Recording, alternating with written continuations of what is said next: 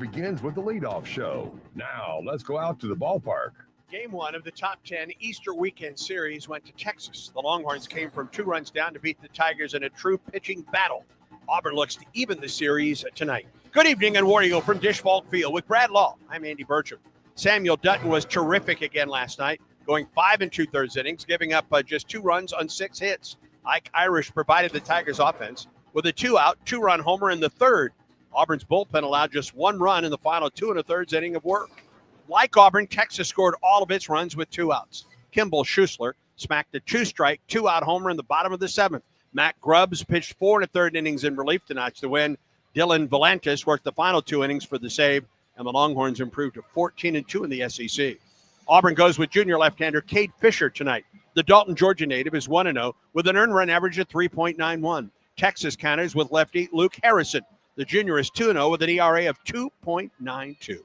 When we return, the Butch Thompson pregame report. This is the Auburn Sports Network. Where were you when this happened? Denver Jones up the floor. Auburn's ball. Denver drives, going down, puts it up. He didn't get it. Tap up by Rose. It's good. 1.2 seconds.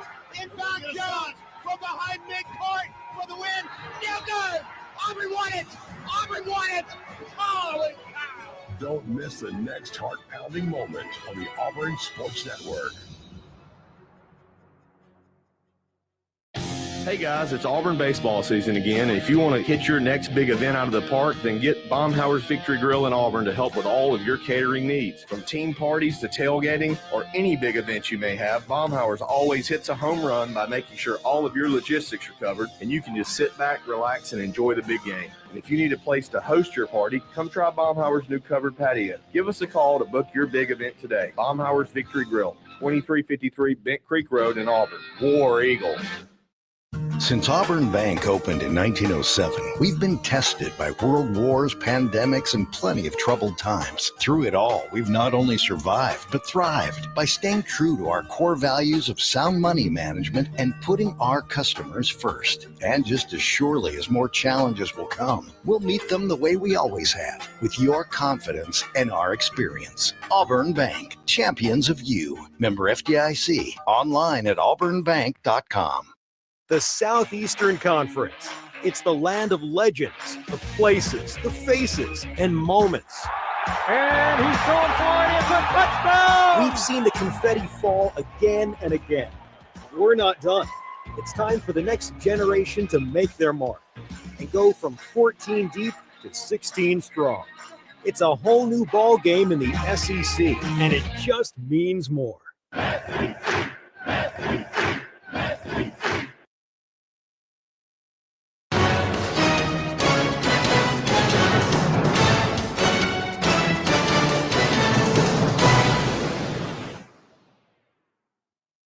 Game day coverage of Auburn baseball continues now with our exclusive pregame conversation with head coach Butch Thompson. Boy, game 1 was just well pitched on both sides. Really came down to one swing last night. It did, and really 2 swings. I think Dutton had a runner at second and open base there for them to tie the base hit on we had taken a mound visit, and switched to pattern 2. We threw 66% strikes, and at the end of the day, they tied up 2-2, and then we get to the bullpen. But they were fabulous on their side. That's why they're in the position they're in and have the SEC record and ranked number 1 is because, game, and he's 6-0 in Volantis, that freshman breaking ball, left-handed with the 9 saves. That was the difference. But that was one of our keys coming in. We know if you get late in that ball game, you want to have the lead because of what their bullpen's done. But a great college baseball game, a high-level baseball game.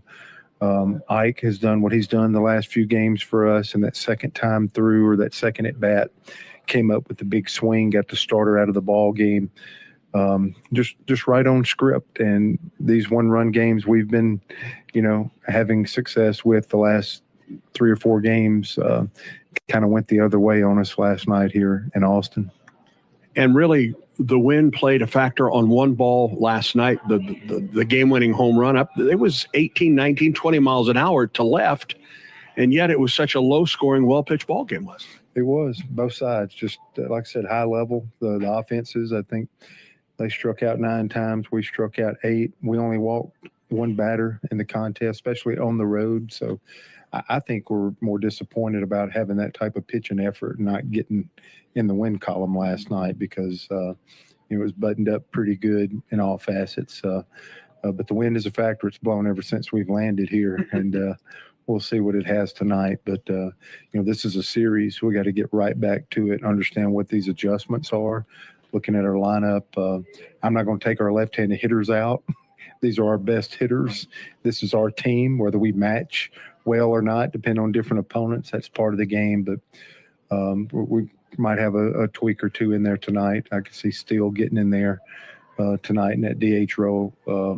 He was kind of set for a pinch hit the pinch hit home run at Jacksonville State earlier in the week. But I think what's different, I gave LSU pitchers a lot of praise where we absolutely had good at bats without scoring maybe as many runs as we'd want.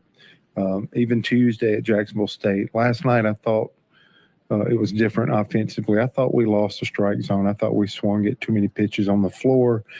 Chase variety didn't see and evaluate the strike zone as well. So can we fight and easier said than done, have a lead late?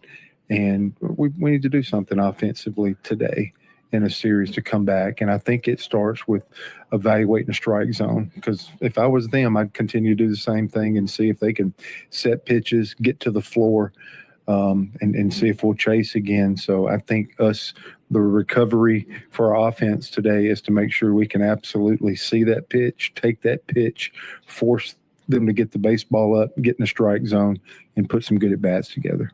Cade Fisher gets the ball for you tonight. What did you see out of he really, I thought, battled last week in that start against LSU? Yeah, it was his longest start. So I think patience has paid off. It helped us get in the win column with his start last week. And hopefully this second half of the year, maybe as guys are throwing a lot of innings and starting to feel it a little bit, hopefully he's just now hitting his stride and can give us a great run and a great second half of this SEC play starting tonight. When you come into this series against Texas, you know that you have to pitch it well because they're going to pitch it well. There's not a lot of room there's not a large margin of error, is there? Yeah, I want to come out and be in the same type game and us finding a way to do a little bit more offensively, because that was a great at bat with Ike, but it was 2 outs and nobody on. And Rembert did an amazing job of just fighting at bat, going backside, getting a base hit to create that. We got to link it up more, and we got to do that more, because you can't just sit here and play with somebody at their home ballpark. They got 7,200 fans screaming for them, and they get last at bat. If you're going to come and get something on the road, man, you got to come out and take it to them and really beat somebody on the road. You look at this ball club, and it's another game on the AstroTurf. Did it factor in at all in the ball game last night? And Auburn should be used to playing on turf. You've had several games away from Plainsman Park on the artificial surface. Yeah, now we're at half of our SEC ballparks. At 24 years ago, that blew my mind, that we'd be at this stage. I thought the wind, to your point that you talked about earlier, I thought the wind was a bigger factor in the ball game, where the ball's going to leave the ballpark or a pop-up there late. We ran in, the ball run past, and for the most part, I thought we did a nice job with that. But that wind swirls and picks up at different times, and to me, we have played on the turf enough. I think it's keeping up with the flag, keeping up with the wind and how the ball moves, and letting it get to its apex, summit, or the top before you call it, or you could make a mistake. And where the ball's popped up to one person, that win last night, if it's popped up to third, it might be the shortstop's ball. So those are some reminders going into game 2. Wish all the best tonight. War Eagle. War Eagle. William is one of millions of Americans who uses GoodRx to save on the cost of their prescriptions. My oldest daughter, Camilla, 2 days old, she had to have open heart surgery. All of a sudden, she's on 5 different medications. It adds up at the end of the month. Me and the pharmacist got so tight. She said, GoodRx save you a lot of money. Saving that extra $200-300 a month. We're able to do all these extra activities, so it puts less stress on our household, and it puts less stress on our pockets. Download the free app or visit GoodRx.com and start saving today. GoodRx user compensated for their time. GoodRx is not insurance, but can be used instead of insurance. Every morning, we rise and shine, make breakfast, and brush away the night's rest. These routines help us start the day off right. Nature Made vitamins are a simple step in that daily care regimen. Multivitamins with daily essentials, clinically studied probiotics for gut health support, magnesium to help relax the body. Nature Made is made to care for you every day. These statements have not been evaluated by the Food and Drug Administration. These products are not intended to diagnose, treat, cure, or prevent any disease. Children's of Alabama is excited to partner with Auburn Baseball because at Auburn, it's about making a difference on and off the field. The team is thrilled to introduce Hits and Sits, where all proceeds will benefit Children's of Alabama. Step up to the plate and sponsor a home game. You can sign up by visiting bc5foundation.org. Choose a game and a strikeout or a hit. It will be echoed beyond Plainsman Park into the lives of families at Children's of Alabama. Sign up today at bc5foundation.org. War Eagle. Yellowwood knows that a five-star backyard is the place to make lasting memories, like roasting marshmallows on a cool fall night. That's it. Turn it nice and slow. Get it toasted all... Oh, no, it's on fire. Oh, you want it on fire. Okay, that's a choice, I guess. Crunchy. For five-star backyards and the most memorable experiences, Yellowwood brand pressure-treated pine. If it doesn't have that yellow tag, you don't want it. The starting lineups are presented by Yellowwood brand pressure-treated pine. If it doesn't have that yellow tag, you don't want it. Texas is 31-5, coached by Jim Schlossnagle in his first year at the helm here in Austin. They're 14-2 in SEC play. First place in the league, ranked number 1 in the country. The lineup, DH Ethan Mendoza is leading it off. Rylan Galvan is the catcher. He'll bat second. Jalen Flores plays shortstop and hits third. The cleanup hitter is the center fielder, Will Gasparino. Kimball Schussler, a Texas A&M grad transfer at first base, bats fifth. Casey Borba plays third base and hits sixth. Hitting seventh and right fielder, it's Tommy Farmer, the fourth. Jonah Williams is a five-star freshman football player for Texas. He's played in 4 games this year. He makes his first start of the season in left field for the Longhorns. He'll bat eighth. And Jaden Duplantier, the second baseman, rounds out the order, his 6th start of the season, second straight start for Duplantier. Again, for the Longhorns, Mendoza, Galvan, Flores, Gasparino, Schussler, Borba, Farmer, Williams, and Duplantier. Now for your Auburn Tigers, 27-11 overall. Butch Thompson's team 9-7 in SEC play. Eric Snow gets the start at third base tonight. He leads off. Batting and playing second is Chris Rimbert. Ike Irish in right field hits third. The cleanup man is the first baseman, Cooper McMurray. After him, it's Bub Terrell in left field, batting sixth. Lucas Steele is the DH for tonight's game. He will bat sixth. Terrell fifth, Steele sixth. Bristol Carter starts in center field. He bats seventh. Chase Freilich does the catching and hits eighth. And Derek Fabian plays shortstop and bats ninth. Again for Auburn, Snow, Rimbert, Irish, McMurray, Terrell, Steele, Carter, Freilich, and Fabian. The Texas defense takes the field, and we'll tell you about their starter, Luke Harrison. We'll bring Snow, Rimbert, and Irish to the plate to get this game underway after one final pregame timeout. This is the Auburn Sports Network. Auburn family, join us in welcoming head coach Larry Vickers to the Plains as he leads your Tigers into a new era of Auburn women's basketball. This past season alone, Vickers led his team to a perfect conference record and a program record of 30 wins en route to their 3rd straight conference title. As head coach, Larry Vickers brings championship pedigree to the Plains. You'll want to lock in your season tickets early for this new era of Auburn women's basketball. Head to aubtix.com. We'll see you in Neville Arena and War Eagle. Recognized by Newsweek as one of America's best maternity care hospitals, East Alabama Health provides comprehensive treatment for mothers and babies throughout Auburn, Opelika, and the East Alabama region. And starting with the 2024 football season, we're pleased to partner with Auburn Athletics to provide a special Aubie blanket to each baby born at our hospital through a program we call Tiger Tots. For all your maternity care needs, trust the experts at East Alabama Health. When the game is on the line, you want someone you can count on. At Alabama Power, we believe in consistency and having each other's back. It's our game plan to safely deliver the electricity you depend on. We give 100% to achieve 99.9% reliability. Learn how we power a better Alabama at alabamapower.com/reliable. Alabama Power is a proud supporter of the Auburn Tigers. The Southeastern Conference. It's the land of legends, the places, the faces, and moments. And he's going for it. It's a touchdown! We've seen the confetti fall again and again. We're not done. It's time for the next generation to make their mark and go from 14 deep to 16 strong. It's a whole new ball game in the SEC, and it just means more.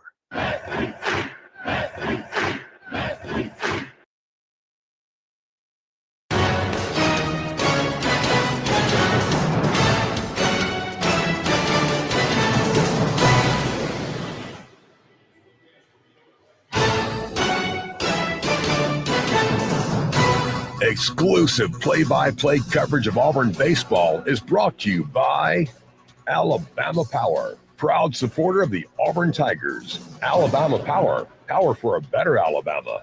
And by Cook's Pest Control, keeping your home and business safe from pests and termites since 1928. Texas is on the field defensively. Here's how the Longhorns line it up. It's Jonah Williams in left, Will Gasparino in center, Tommy Farmer in right field. On the infield, first to third, Kimball Schuessler, Jaden DePlanier, Jalen Flores, Casey Borba, Rylan Galvin back behind the plate, and Luke Harrison is the pitcher. Harrison is a redshirt junior out of Friendswood, Texas, 6'2", 215-pound left-hander. He is 2-0 this year in 9 starts and a 2.92 earned run average. 40 innings pitched across 9 starts, 38 hits allowed, 22 runs, but only 13 of them earned. He has walked 16 and hit 10. He has struck out 43. He's given up 12 doubles on the year, 1 home run, 3 wild pitches. He's balked once. Teams are hitting .245 against Luke Harrison. In SEC play, Harrison, no record, 5 starts, 22 and a third innings. Team's batting .275 against him. He's walked 10 and given up 25 hits, struck out 24. His earned run average, 4.03 in league play. Let's pause 10 seconds for station identification on the Auburn Sports Network.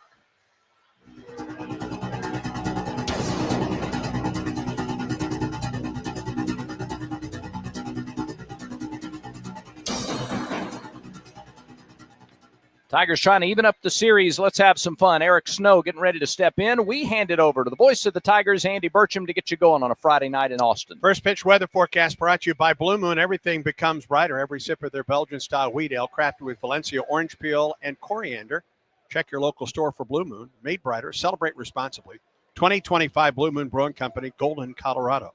85 degrees at game time. Wind out of the southeast as Snow jumps on the first pitch and pops it up to shallow center. The center fielder, Gasparino, is there to make the catch. 85 degrees on that first pitch. Wind out of the southeast at 14 miles an hour. And mostly cloudy skies greets these two ball clubs tonight. Harrison, the starter, a redshirt junior. He redshirted back in 2023. Not a starter until this season. Matter of fact, he had 1 start in both 22 and 24. 9 starts, as Brad mentioned, coming into tonight. So his 10th start of this season tonight. First pitch to Rembert is a called strike off the outside corner. That 90-mile-an-hour fastball, it's the same pitch he threw to Snow. It doesn't look 90 coming up there. It looks a little slower than that. 0-1. Inside corner, strike 2. He's worked the outside corner and now the inside corner. He's touched both sides. Angel Campos behind the plate. Christopher Griffith at first. Zach Neff at second. And Jason Bradley down at third. 0-2 the count to Rembert. This low and away. Ball and 2 strikes to Rembert. Off-speed delivery from the lefty, Luke Harrison. Fastball, slider, change. A little bit of a cutter every now and then. Ball and 2 strikes. The pitch to Rembert. Hit him. He'll do that. That is the 11th batter that Harrison has hit, and it comes with 2 strikes, so a little bit of an early break for Auburn. As Brad mentioned, he's from Friendswood, Texas, played his high school baseball at Lutheran South Academy, where he helped the Pioneers win 3 state championships. All right, Rembert at first, 4 stolen bases on the season, and here is Ike Irish, who went 1 for 4 last night with a 2-run homer. Pitch. Irish takes a strike on the inside corner. Irish's homer came in his second at bat in the third inning last night. Hit a fastball just to the right of the video board in right field. Pitch.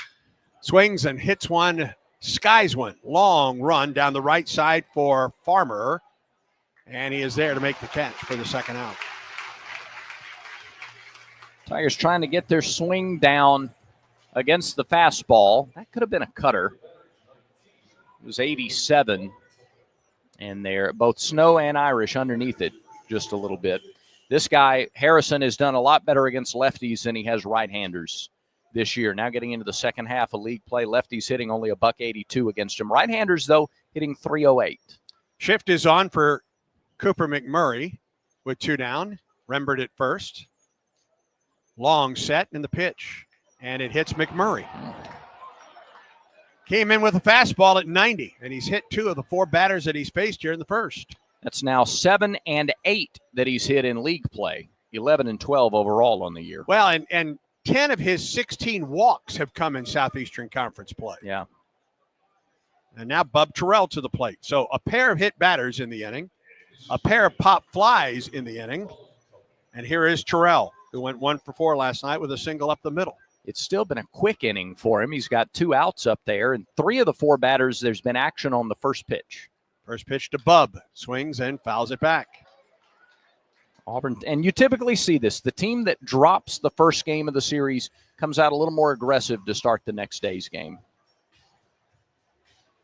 Rembert at second and McMurray at first. They were both hit. They're there with 2 outs. 0-1 pitch to Terrell. Here it is.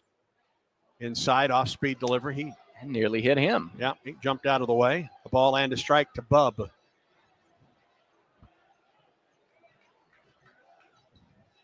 Terrell batting .300. He's Auburn's 4th leading hitter in Southeastern Conference play.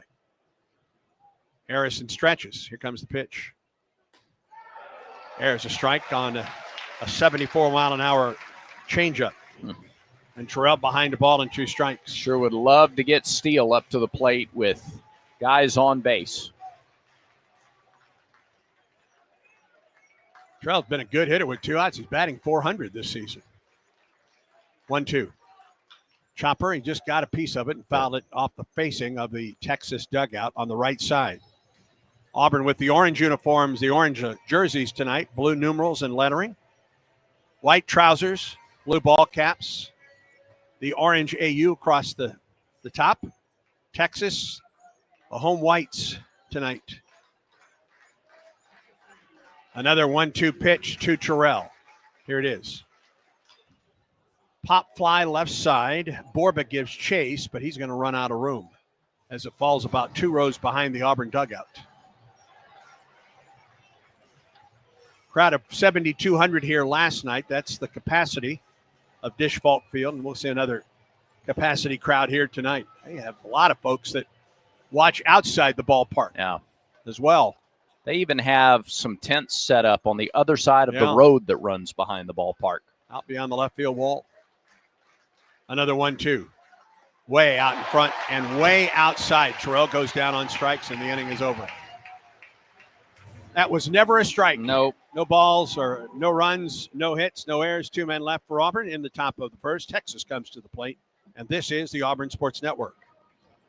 From the memories we cherish. Byron waits for the snap in the place. There it is. The kick is up. The kick is good. Auburn wins. 22-19. Oh, my goodness. To the moments that keep us on the edge of our seats. They flip it back to Reed, rolling to his right, throws to the end zone. It's dropped! It's dropped! Auburn wins! Auburn wins!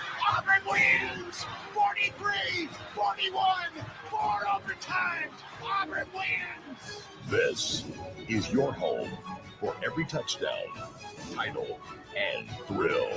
Miles bounce pass behind the back. Room 3. Yes! Oh, yes! Yes! Oh, my goodness. For the second time in school history, the Auburn Tigers are Final Four bound. This is the Auburn Sports Network.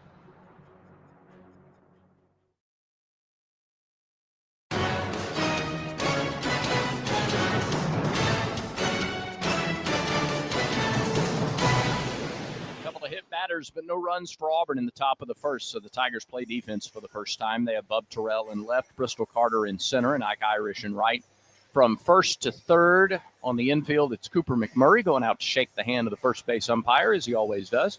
McMurray at first, Rembert at second, Fabian at short, Snow at third base, Chase Fralick behind the plate, and lefty Cade Fisher is on the mound. Really interested to see what he does today after that start against LSU. Last time out, a season-high 5 innings in the series clincher against the Fighting Tigers 6 days ago. 6'3", 202, junior out of Dalton, Georgia, transfer from Florida, is 1-0 in 8 starts with a 3.91 earned run average. 25 and a third innings, 17 hits, 11 runs, all earned, 18 walks, and 31 strikeouts.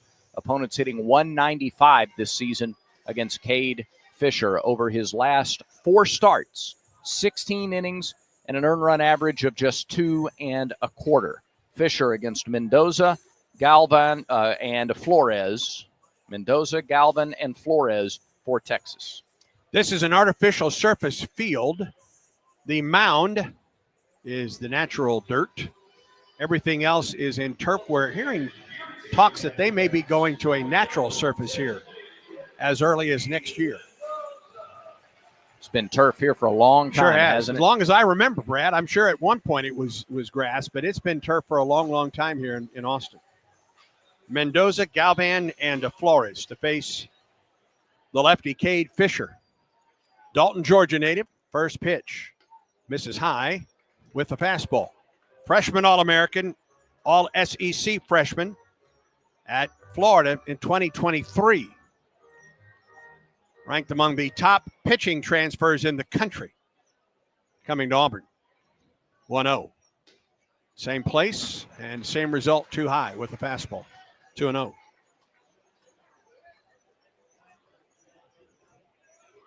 Five innings last week against LSU and his first Auburn win as the Tigers clinch that series against LSU. 2-0. And a called strike. Angel Campos takes his time, doesn't he? Really does. It's a very relaxed strike call. We thought Jason Bradley was a bit deliberate last night. 2 balls and a strike to Mendoza. 2 for 4 last night with a run scored. That pitch goes behind him and hit him. Hit him? I guess. He's going to first. There's no argument out of Auburn here. Okay. I thought he threw it behind him. Auburn had 2 hitters plunked in the first inning and did nothing with it.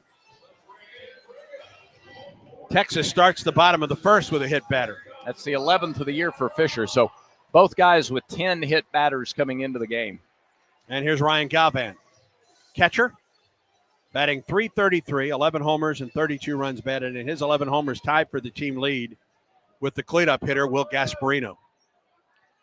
Mendoza does have 6 stolen bases in 7 attempts, and that one misses inside. Wonder how early's too early for a mound visit. Okay, just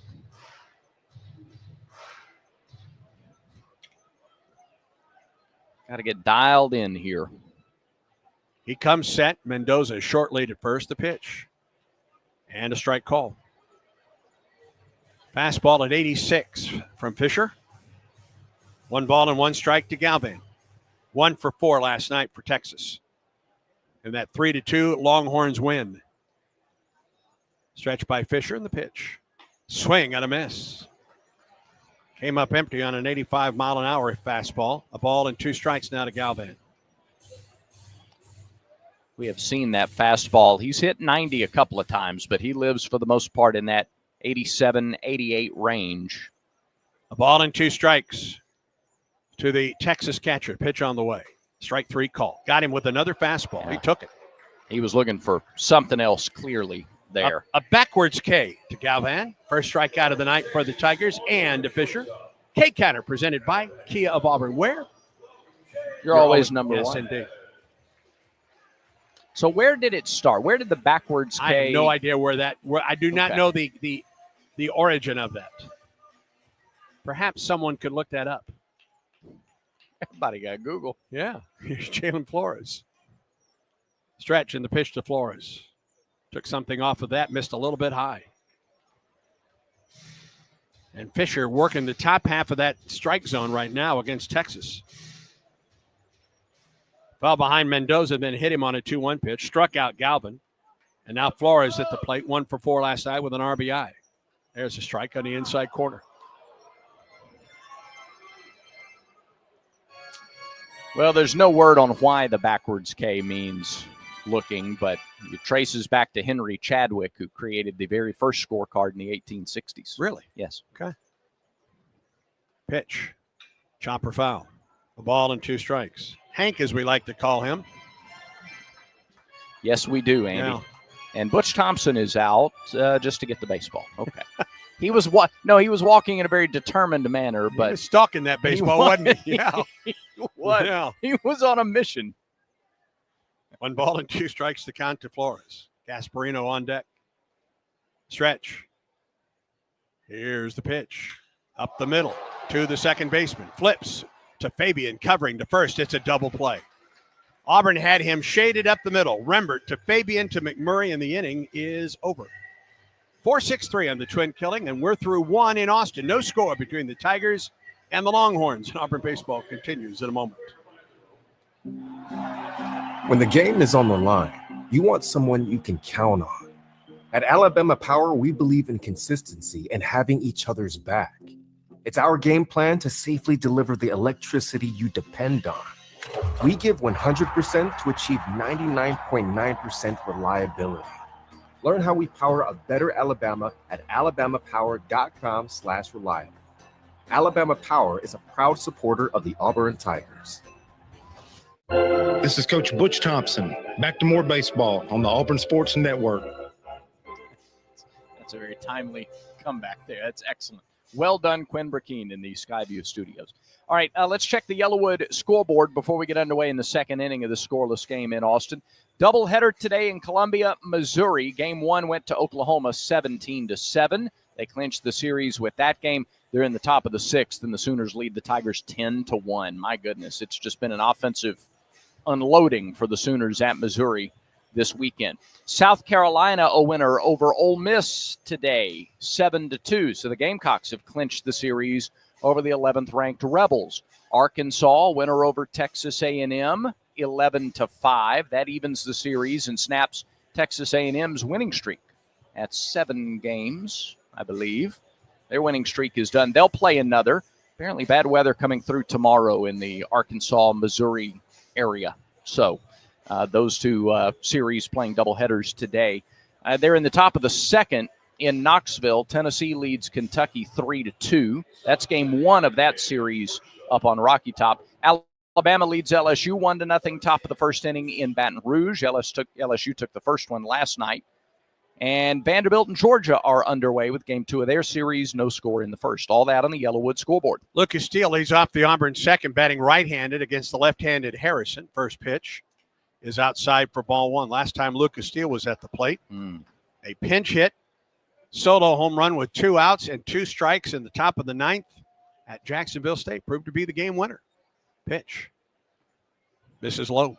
2 balls and no strikes. He was batting left-handed in that game-winning pinch hit home run Tuesday night. Right on the back of the batter's box from the right side. 2-0 pitch. Ball 3 high. Whew. I like Lucas being patient up there. First inning, you had a lot of first pitch results, whether it was hit batters or outs. This guy will walk you. He'll hit you.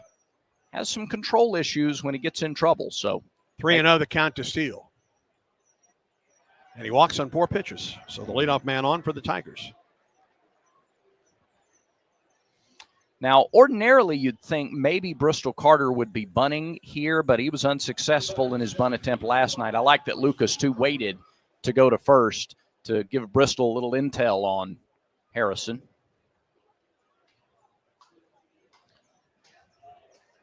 Carter went 0 for 4 last night. He's batting .261, 2 homers and 10 runs batted in for the Auburn center fielder.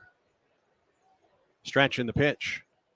Swing, fly ball into the gap in right center field. That's going to get down. Steele is on his way to third. Carter with a long turn at first. He returns to the bag, and Auburn has runners at the corners.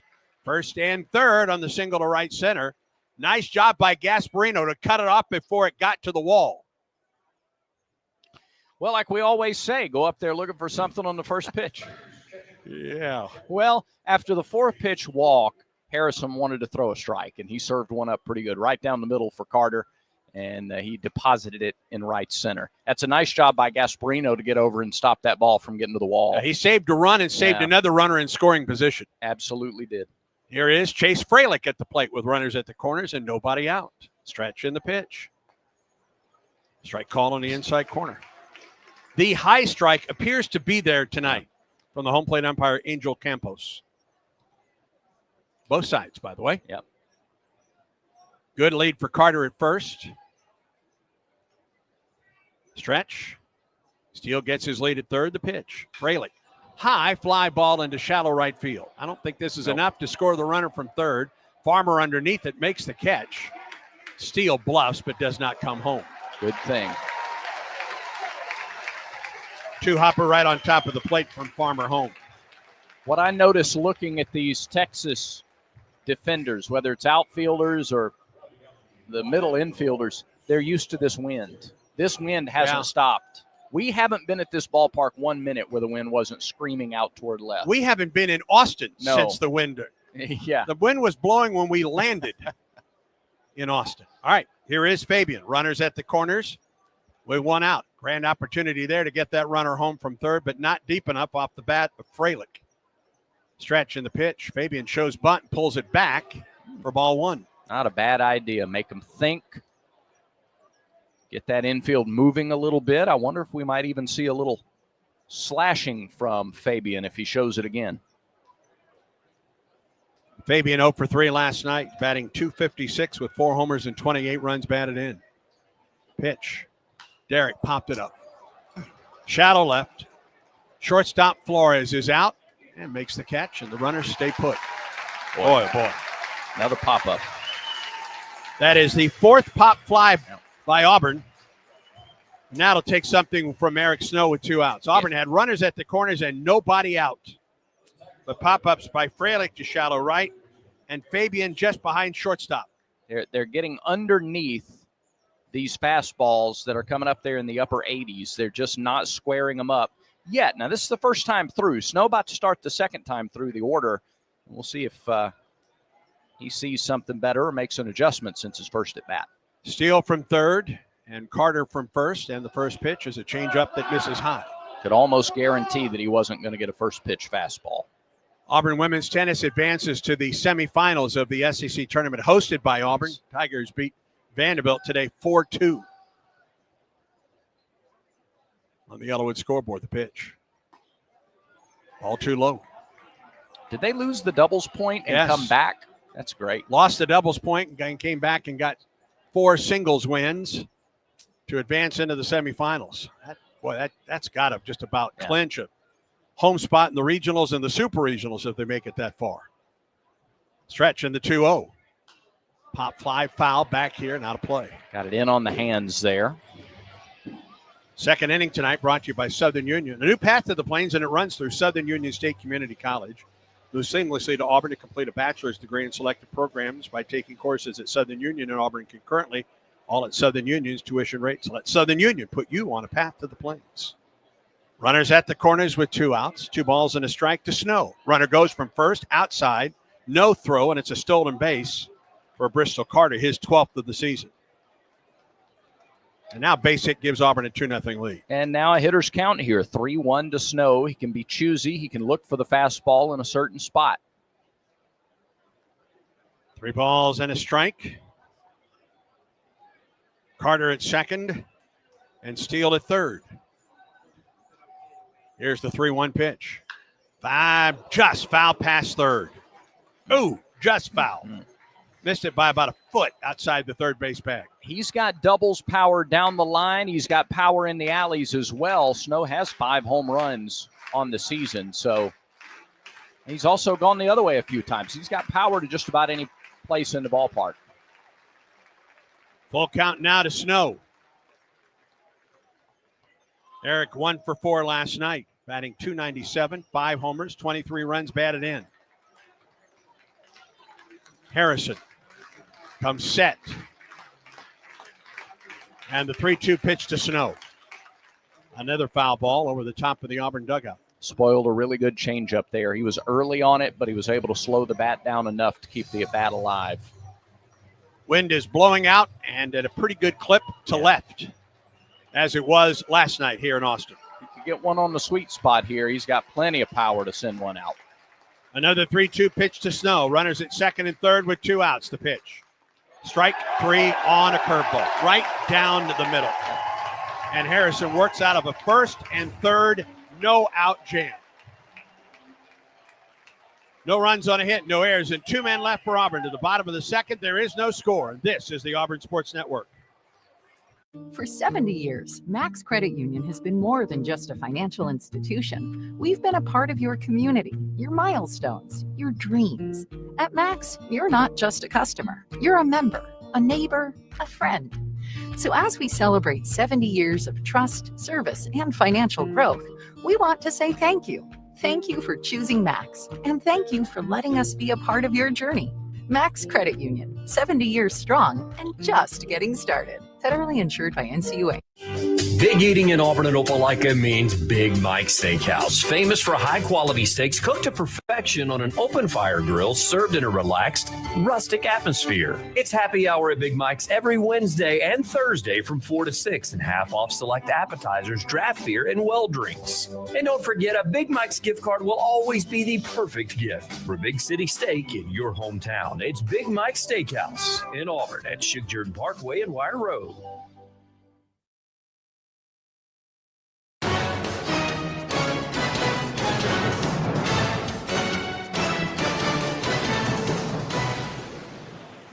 Welcome back to Austin, bottom of the second. Boy, Auburn's had multiple runners on base in the first 2 innings, have yet to plate one. Tigers have stranded 4. And Kate Fisher back to work in the second. He'll get Gasparino, Schussler, and Borba for Texas. Auburn had first and third and nobody out in the top of the second. But 2 pop fly outs and a called third strike. Harrison was able to work out of the inning. Yeah, 4 flyouts and 2 strikeouts. Those are the first 2 inning outs for Auburn to this point. Kate Fisher with a strong first after hitting Mendoza. Got a double play ball to end the inning, and so he'll look for another clean inning here in the second.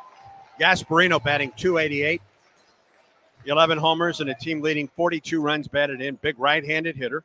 Went 1 for 4 last night. Pitch on the way. Sweeps on the inside corner for strike 1.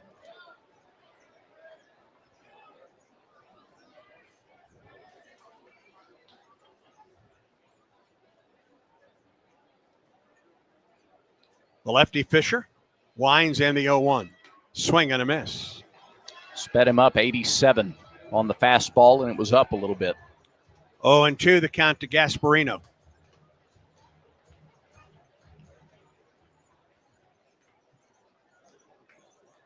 Batting .288 coming into play tonight. The 0-2 pitch. Wasted 1 high and outside. All of the runs last night by both squads came with 2 outs in an inning. Auburn jumped out to a 2-0 lead. Texas scored the final 3 runs of the ballgame, got the game winner from the man on deck, and Schussler in the 7th pitch. Line drive foul. And into the stands. The protective screen ends at the edge, the far edge of each dugout. Yeah, that's not a lot of protection. No, it isn't. Really. It's just one of the few ballparks in the league where it stops there. And they're checking to make sure everybody's all right for that line drive that made it into about the 4th row of the stands down the left side.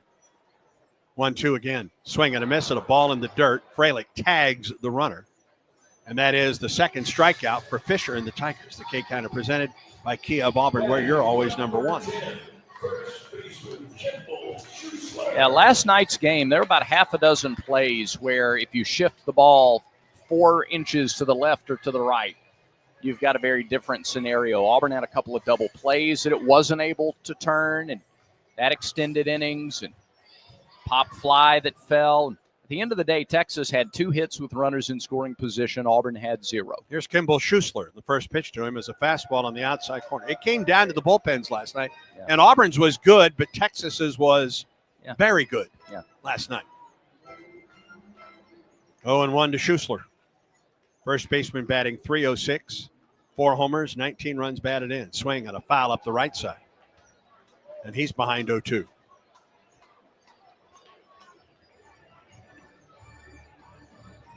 Auburn softball playing the second game of its series at Tennessee. Fell behind 6-1. Tigers got a run in the fourth, 2 in the fifth. Now it's 6-4 as Tennessee bats in the bottom of the fifth in Knoxville.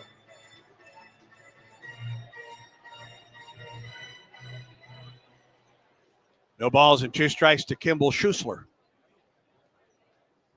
Here's the 0-2 pitch. Missed upstairs with the fastball. So far, same formula as with Gasparino. Get ahead 0-2, waste 1. Came back to get Gasparino on the next pitch. All right-handers in this inning, the scheduled 3 for Texas. Lefty winds and fires. Ooh, just missed the inside corner. Huh. 2 balls and 2 strikes to count. That's a really good pitch. Yes, it was. It was exactly where he wanted it.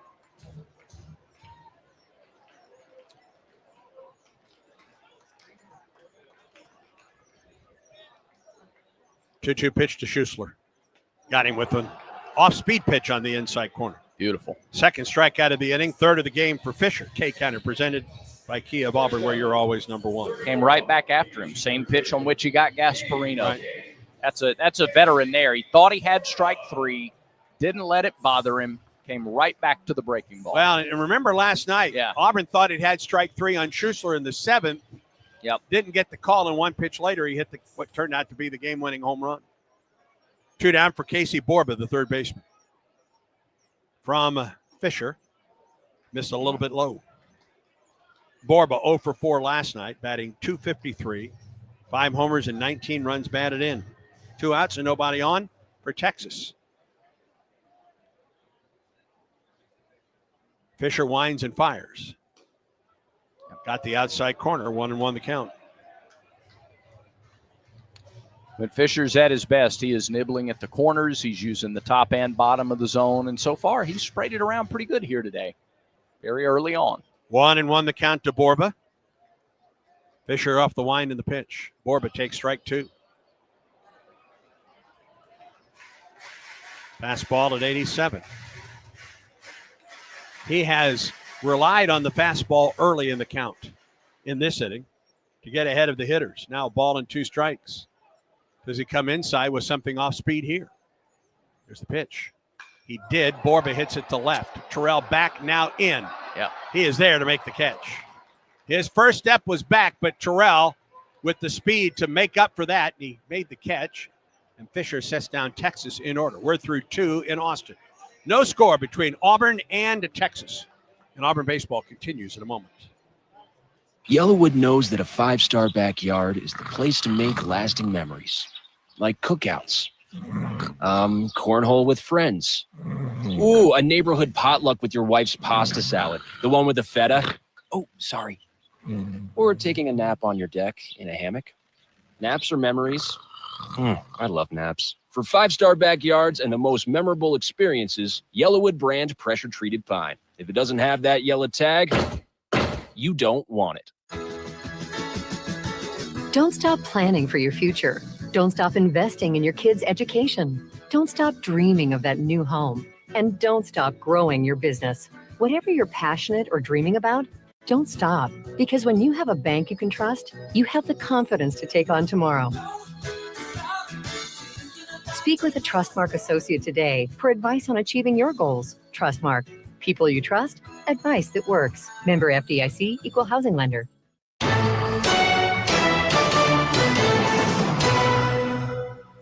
Chris Rimbert, Ike Irish, and Cooper McMurray for Auburn in the third. Tigers have had 2 runners on in both the first and the second innings, but have been unable to play to run against Luke Harrison. Interesting, between innings, Dylan Watts jogged out to the Auburn bullpen. He's out there with Auburn's bullpen catcher and one other. I think that's Scott Foxhall, Auburn's bullpen coach. But you know, Cade Fisher was really good last week, had his longest outing at 5 innings. Before that, though, his last couple had been 3. He had a couple of 4-inning outings. I wonder if this is just kind of, maybe he's going to be out there eventually. Let's go ahead in the event that in the third. No, he's not throwing. No, he's just out there. He's right just now. there. He's just out there a little earlier than maybe usual. 30 pitches in the first 2 innings for Harrison, and he gets Chris Rembert, who was hit by a pitch in the first. Rembert at second base for Auburn tonight takes the first pitch for strike 1. So it's cat and mouse now. A lot of early contact and quick at-bats. Will Auburn take a few more pitches? And does Harrison come back with first pitch fastballs to counter that? Here's the 0-1. Rembert swings through the slider. 0-2.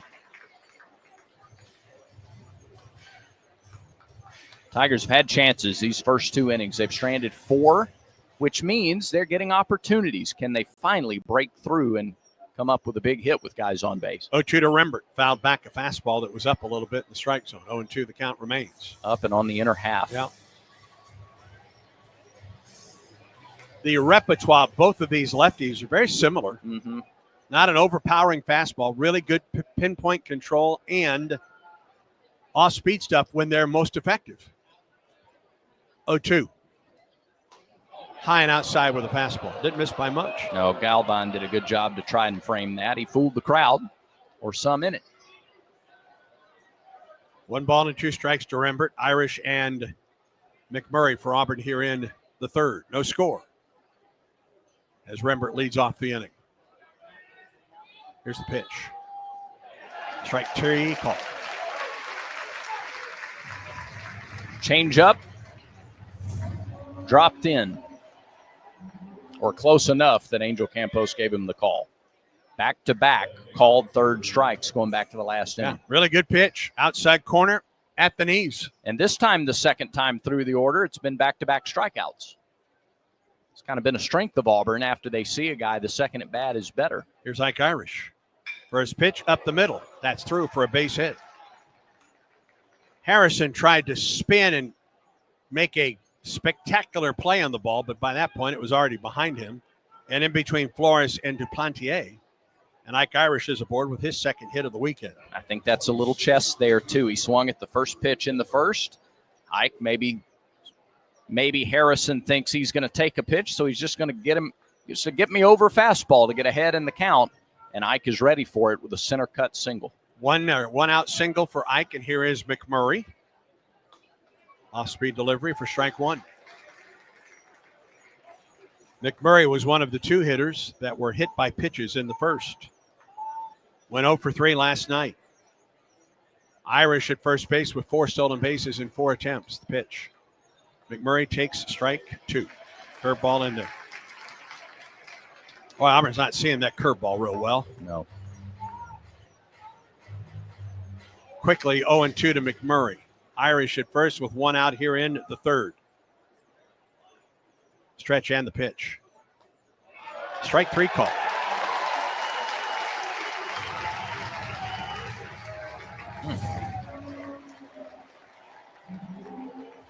Fourth strikeout, and the last 3 have all been looking. Now with 2 outs, here's Bub Terrell.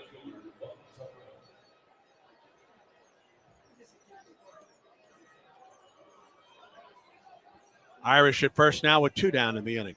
Terrell, a strikeout victim in the first. Stretch by Harrison.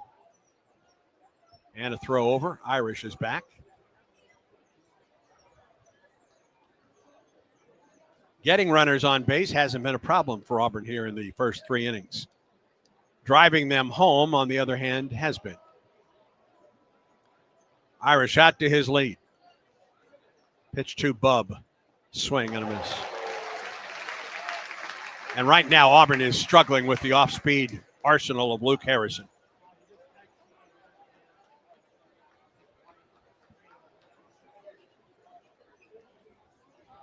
Oh, 1 pitch. Terrell drives one into center. Gasparino is back a few steps. And now to his right makes the catch, and the inning is over. Auburn has stranded 5 runners in the first 3 innings. No runs, a hit, no errors, and a man left. No score. As we move to the bottom of the third, this is the Auburn Sports Network. The passion, the tradition, the rivalries. SiriusXM is your destination for all things college sports, and we've got you covered. On SEC Radio, there is complete coverage of every school in the conference, including live games, plus 24/7 talk and analysis. So cheer along on the SiriusXM app and listen to your favorite team anywhere. And now you can get 3 months of SiriusXM free. Subscribe now. See all for details at SiriusXM.com/SEC Sports. This is Coach Bruce Pearl on the Ford F-150 Highlight Show. I tell my team that if we play smart, out-hustle the competition, and work hard each and every day, we can be winners. And you know what? That's how Ford F-150 does it too. Offering an outstanding combination of smart tech, power, and capability, F-150 is the key to help me win the day. Hey, why don't you see how the official truck of the Auburn Tigers can help you? Go to buyfordnow.com or see your local Ford dealer today. War Eagle.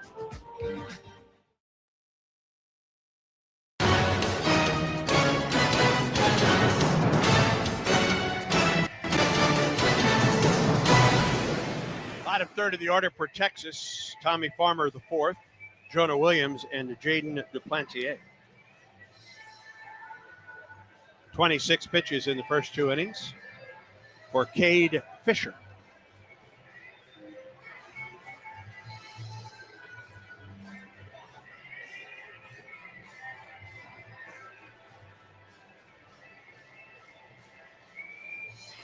Little Stairway to Heaven there. Yeah. The music setting for the air guitar cam here at Dish Falk Field. See some air drums. Yeah. That guy doesn't quite get the, that looks like Joaquin That dude Phoenix. may actually have been in Led Zeppelin at some point.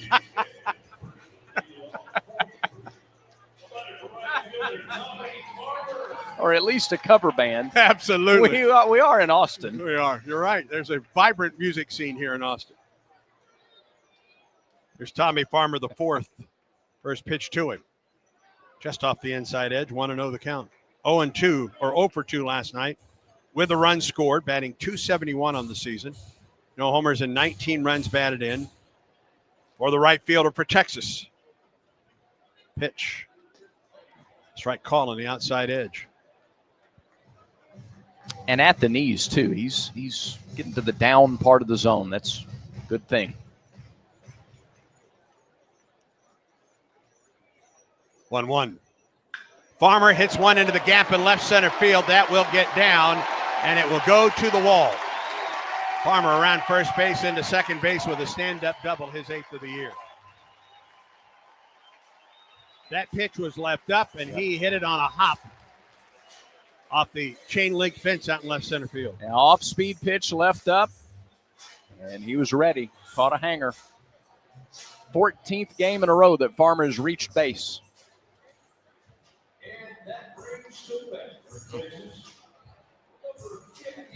Here's Jonah Williams. Jonah Williams is on the football scholarships for Texas, an early signee. Has not practiced with football, and this is his first start in baseball. Left fielder for the Longhorns awaits the first pitch. It's not made as Fisher throws back to the shortstop, Fabian, covering. 5-star defensive back. I expect him to play safety for the Longhorns. He can pitch a little bit, too, apparently. Out of Galveston, Texas, the pitch. Off-speed delivery for strike one. He's 0 for 2 at the plate this year. He's appeared in 4 games. 6'3", 200-pound safety on the football squad.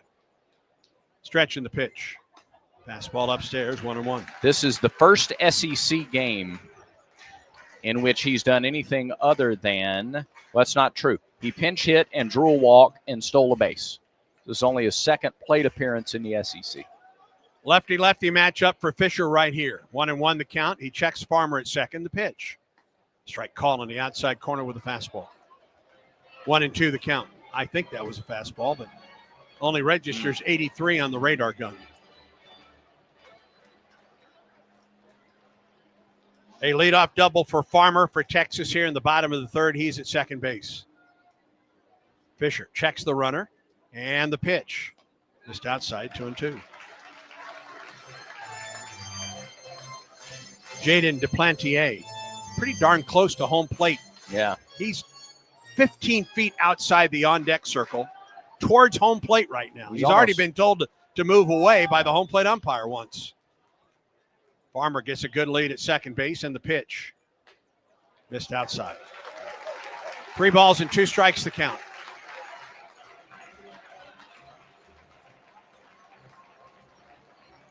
I think that's gamesmanship by Duplantier. Yeah, no question. He's got to be in the line of sight for Fisher. He is way too close. Yeah. 3-2 pitch. Right down the middle for strike 3. Good fastball. They call that 84. 4th strikeout of the night for Fisher. The K-Canner presented by Kia of Auburn. And Brad, I know that he's not a 90 to 95 guy, but that fastball is now down to the mid-80s. Yeah, and it got that way toward the end of the start last week. Okay. He's been effective with it. Yeah, he's located it well. I wonder if that's one of the reasons that we see Watts in the bullpen. He's not warming up yet. Now here's Jaden Duplantier. Pitch to him. Fastball. Strike. 85. 0 for 2 last night, batting 107. No homers and 2 runs batted in. Runner at second base, 1 out for Texas. And a throw back to second with Rembert covering. And Farmer's back to the bag safely. That's a good throw. That at least forced the slide there by Farmer. 35 pitches for Fisher. Stretch by Fisher in the pitch. Into the gap in right center field. That's going to get down, and Texas will take the lead. Duplantier on his way to second base. The throw in, he is safe. Batting 107. Yeah. That's only his 4th hit of the year.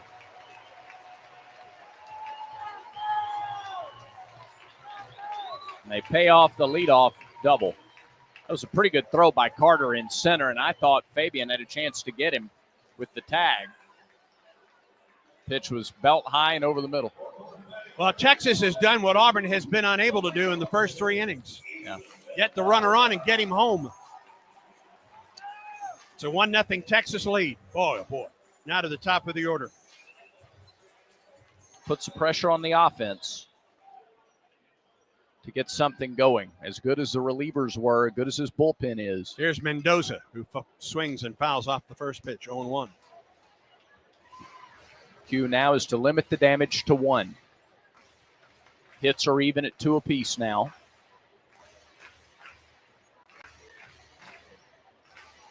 Again, Auburn 0 for 4 with runners in scoring position. Texas now 1 for 2. Duplantier down at second base. 0-1 pitch. Popped up on the right side of the infield. Rembert ranges over, makes the catch. 2 down in the inning. Jammed him. Off-speed pitch in on the fists. That's a big second out yeah. for Fisher and the Tigers. And here's Ryan Galvin. Galvan, the catcher, a strikeout looking in the first. 1 for 5 in the series.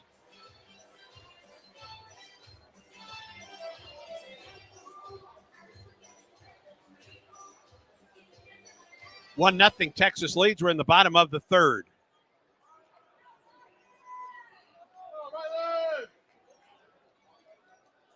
Stretch and the pitch.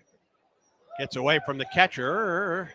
Duplantier thought about going to 3rd, returns to the back. A ball and no strikes to Galvan.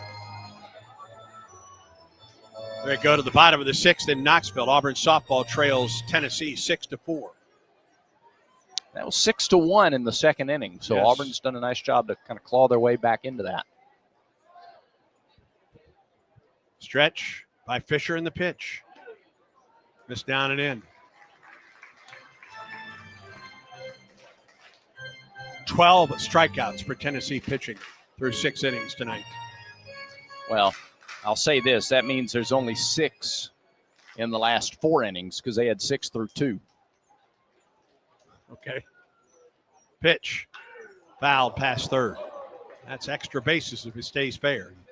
2 balls and a strike to Galvan. Today's third inning brought to you by the Vance Law Firm. The phone number is easy to remember. They say dial 3 for me. 334-333-3333. We're in the bottom of the third. Texas on top of Auburn 1-0. A runner at second with 2 down. 2 balls and a strike to count to the catcher, Galvan. Stretch in the pitch. Popped up, left side, foul ground. This will get out of play.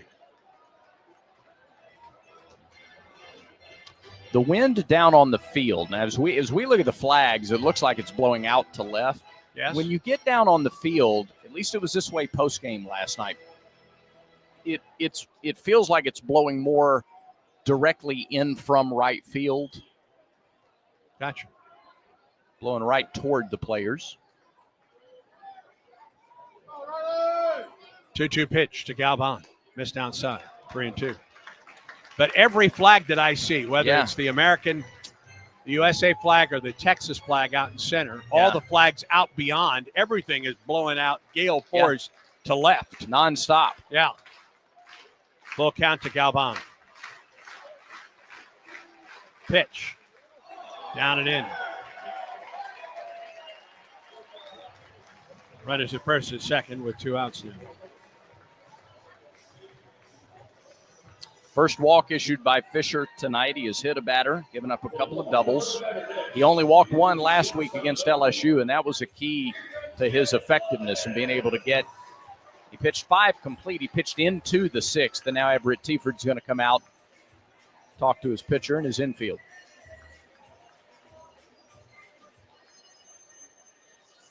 Today is a day where Dylan Watts and Griffin Graves may be on the schedule for Auburn out of the bullpen. Nobody throwing. Dylan is already in the Auburn bullpen, and Graves is headed that way right now. Well, and Watts has started to stretch. Yep. In the Auburn pen. A leadoff double by Farmer, a strikeout to Williams, and an 0-1 pitch. Jaden Duplantier batting 107 coming in. Doubled into the gap in right center. A pop out to Mendoza, and then a 2-out walk to Galvan, and now Jalen Flores at the plate. 1-0, Texas on top.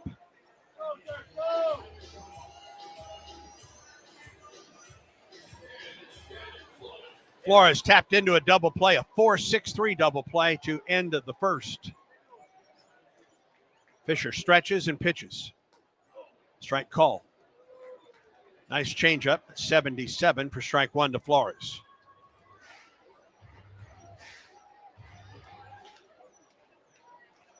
They've got him shaded up the middle defensively again. Remember, very close to the bag at second.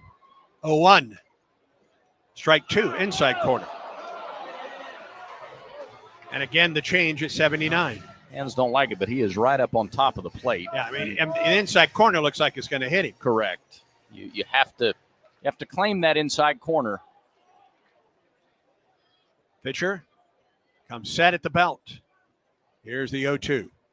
Miss low, blocked by Freilich. Auburn catcher would like a new baseball. And the home plate umpire, Angel Campos, obliges. 1-2 strikes to Flores.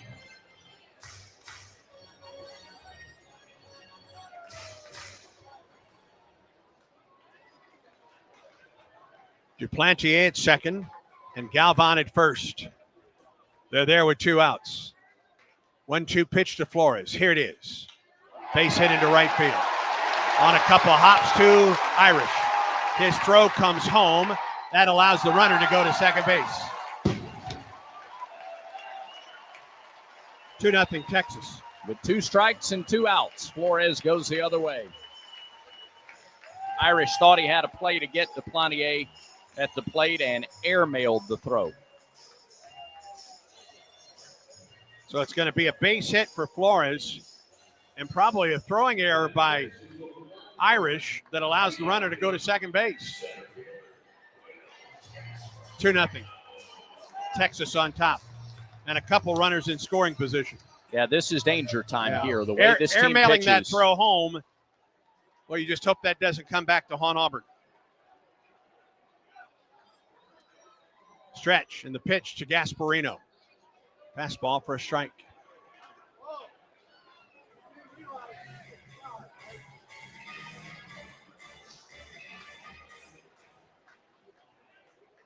Flores at second and Galvan at third. Stretch and the pitch. Swing and a miss. It's 0-2. Back foot slider to the righty. It is a single for Flores. There is no throwing error by Irish and Wright.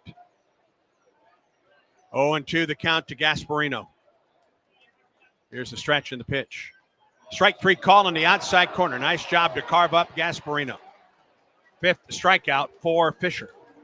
But Texas scores twice in the bottom of the third.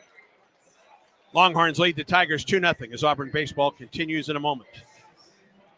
Hi, it's me, your USPS Ground Advantage shipment. Just left the warehouse and hitting the road. I know. Just got the notification. Great. Smooth sailing so far. I'm almost there. Yes, I know. I get all the updates. Made it. Safe and sound. I know. Well, did you know I was with USPS the whole time? Oh, yeah. I know. Keep your business in the know with the USPS Ground Advantage service. Visit USPS.com/in-the-know. This is the story of the one who, as a maintenance specialist for a historic high-rise, knows that vintage charm historically needs constant attention. Which is why when it's time to upgrade turn-of-the-century mechanicals, they turn to Grainger. With easy access to 1 million+ products and the scale to deliver when and where you need them. The right tools and supplies are never far away. So the one can keep that vintage building running like new. Call, click Grainger.com, or just stop by. Grainger, for the ones who get it done. This is Coach Butch Thompson. Back to more baseball on the Auburn Sports Network. 2-0. Texas leads it. We move to the top half of the fourth. And to lead Auburn in a comeback win, the birthday boy. Here's Brad Law. Thank you very much, Andy. Yeah, the team that has scored first in this series so far is 0-1. Texas leads tonight, 2-0. Tigers try to keep that trend going. Steele, Carter, and Freilich, the first three, 6, 7, and 8 hitters for their second look at Luke Harrison. Harrison beamed a couple of players in the first. Tigers left him stranded. He gave up a walk and a single in the second, left those stranded. Gave up a one-out single in the third, and Ike Irish was left stranded. Yellowwood scoreboard. Oklahoma, first game of a doubleheader, beat Missouri today 17-7. Yeah. Leads in the they've won It's both. over. 12-1, they won that one, and that series is over now, isn't Yeah, it? that's it. It's a sweep for Oklahoma. Missouri's still looking for its first conference win. Lucas Steele stands in, swings at the first pitch, pops it up on the infield. Second baseman is under it. Deplanier makes the catch, staggering backwards. One pitch, one out in the fourth.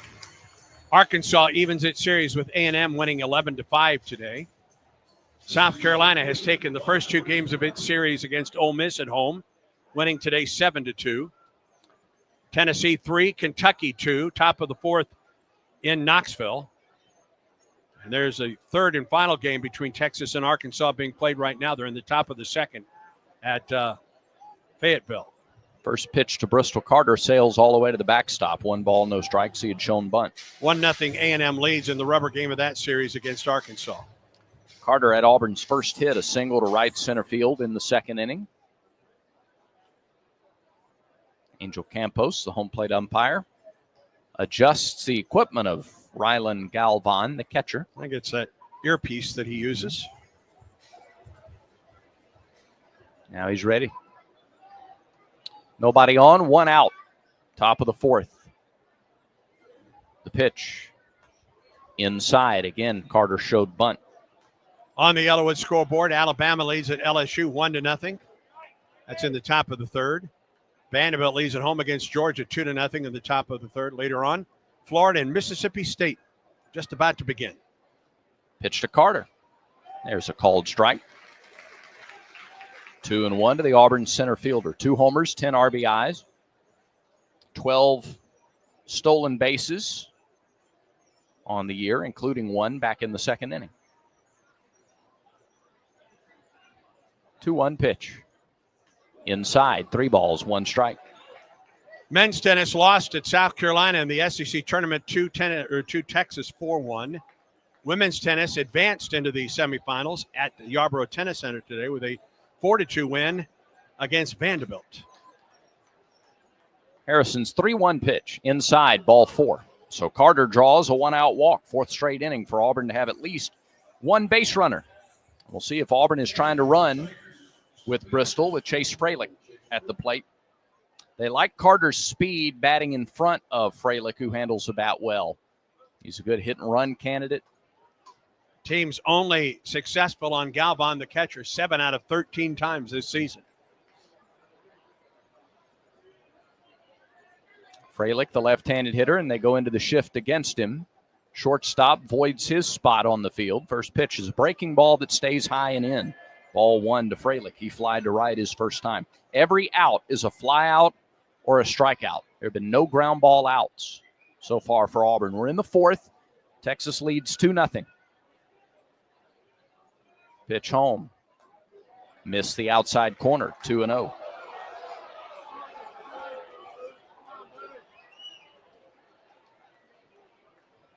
Freilich, one of those 3 freshmen, everydayers in the lineup for the Tigers, along with Rembert and Terrell. Lefty-lefty matchup. And the 2-0 pitch on the way. Swings and fouls it off as we pause 10 seconds for station identification on the Auburn Sports Network.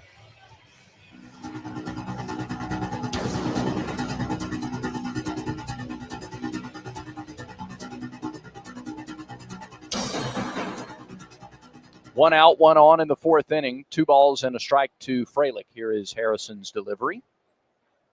After a long set. Nope, instead he throws to first.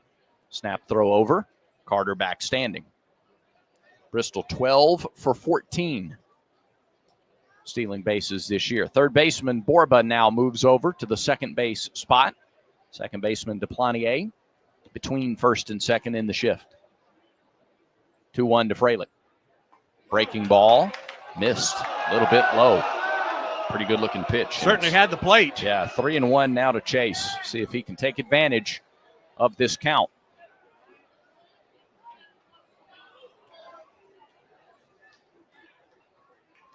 Tying run at the plate, top of the 4th inning. 3-1 pitch. Fouled sharply off to the left side, up over the Auburn dugout. Counts full. Don't blame him for trying the opposite field there with that much of the left side of the infield wide open with the shift. Fastball at 87. Does Harrison leave it up? Freilich good at going down to get it. Payoff pitch is on the way. Swing and a miss. Slider inside corner. Foul tipped into the mitt. Another strikeout for Harrison. Second out of the inning. It's all strikeouts and pop-ups. For Harrison, that is his 5th strikeout. We're in the 4th inning. 2 away, and Derek Fabian, the batter. He popped up to the shortstop his first time.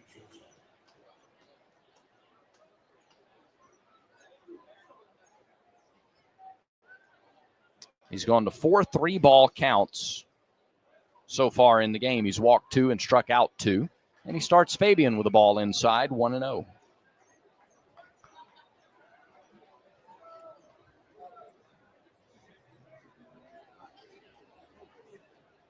Fabian, 8 hits in SEC play. Trying to get something going offensively, and now they got the runner picked off. Throw to first, throw down to second. They tag Carter, and the inning is over, and Fabian will lead off the 5th. Carter left too early. They threw to first, and then down to second where Deplanier was there waiting. And that's out number 3. No runs, no hits, no errors, nobody left on base. To the bottom of the 4th, it's 2-0 Texas. This is the Auburn Sports Network. War Eagle Auburn family, it's time to join Aubie's Kids Club for this upcoming school year. Your favorite Tigers Kids Club memberships are on sale now. Presented by Chappie's Deli, Aubie's Kids Club offers 2 membership options that give you a t-shirt, a lunchbox, a men's basketball SEC Champions mini pennant, and more. You can also check in at different Auburn athletics events to receive points and earn prizes, only available through Aubie's Kids Club. So what are you waiting for? With memberships on sale now, head to Aubie'sKidsClub.com to join the coolest club on the plains. Children's of Alabama is excited to partner with Auburn Baseball because at Auburn, it's about making a difference on and off the field. The team is thrilled to introduce Hits and Sits, where all proceeds will benefit Children's of Alabama. Step up to the plate and sponsor a home game. You can sign up by visiting bc5foundation.org. Choose a game and a strikeout or a hit. It will be echoed beyond Plainsman Park into the lives of families at Children's of Alabama. Sign up today at bc5foundation.org. War Eagle.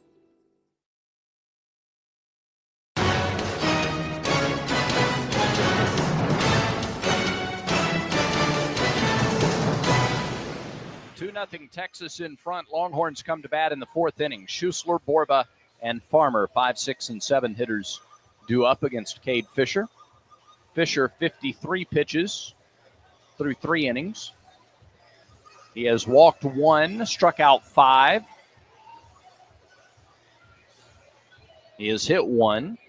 2 of the 3 hits he's allowed are doubles. And all 3 hits given up were in that third inning. Schuessler struck out his first time.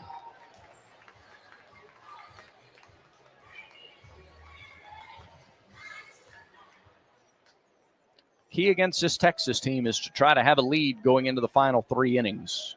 Pitch. It's in there for a called strike. Off-speed pitch. Called strike to Schuessler. 0-1. He struck out in the second.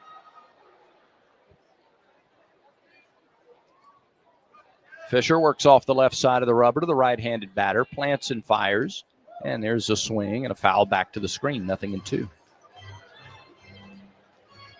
2 runs on 3 hits for the Longhorns. They've stranded 2. No runs, 2 hits for the Tigers. They've stranded 5. And they've had runners on base in every inning so far. Texas is 2 for 5 with runners in scoring position. Auburn 0 for 4. Line by Fisher in the 0-2. Waste 1, high and away. 1 ball, 2 strikes. 5 innings a week ago for Fisher. He works into the 4th here in Austin. Holds the glove up to his face, just waiting on Schuessler to be ready. Now he is. And Fisher pitches. And just missed a little bit in, 2-2.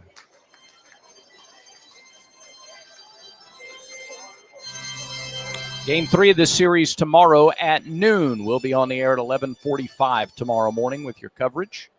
And the team will fly back tomorrow night. 2-2 pitch. Lined over Fabian and into left field for a base hit. A 2-strike single for Schuessler, and he's aboard to start things in the 4th. Second straight inning, the Longhorns have the leadoff man on base. 2-2. Schuessler turned on it, lined it into left. Now here is Casey Borba. Batting just over 250. He's 0 for 1. He flied to shallow left his first time.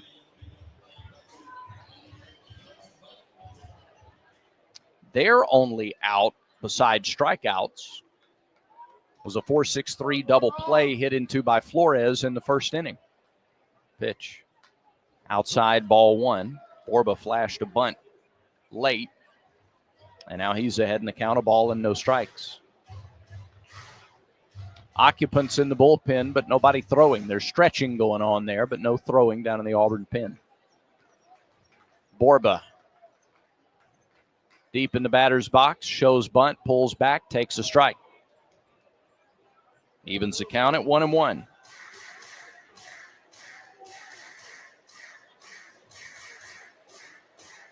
Leadoff double in the 3rd for Farmer. He came around to score on Deplanier's double, so it's the bottom 3rd that was productive for Texas last inning. Fisher with a soft toss over to first. It's Farmer who's on deck.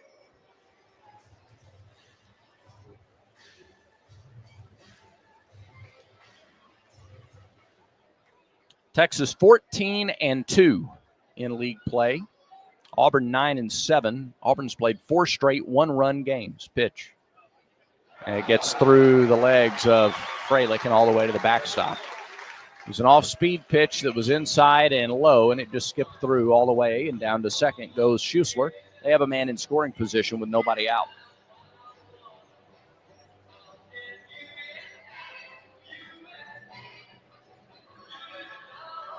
And it doesn't matter whether you're ranked 2nd or 6th or 90th.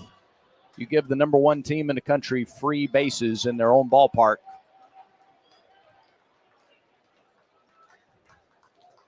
Trouble. 2-1 pitch to Borba. Swing and a miss. He was out way in front of the breaking ball. 2-2. That has been a really good pitch for Fisher tonight.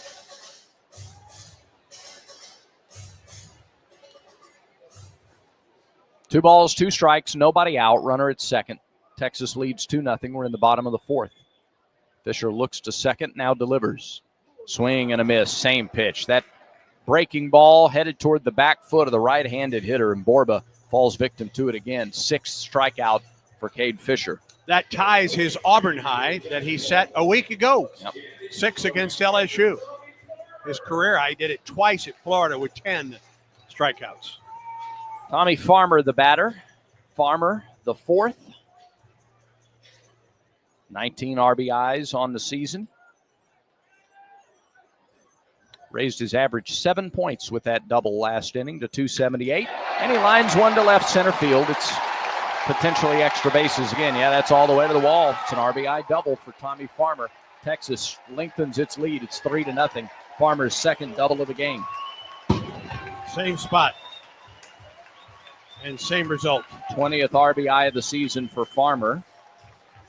And second straight inning, they get the leadoff man on base, and they get him home. They are now 3 for 7 with runners in scoring position.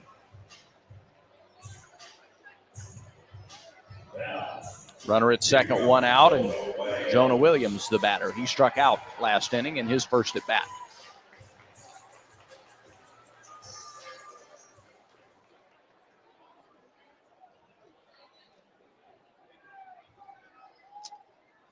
Left-handed hitting freshman.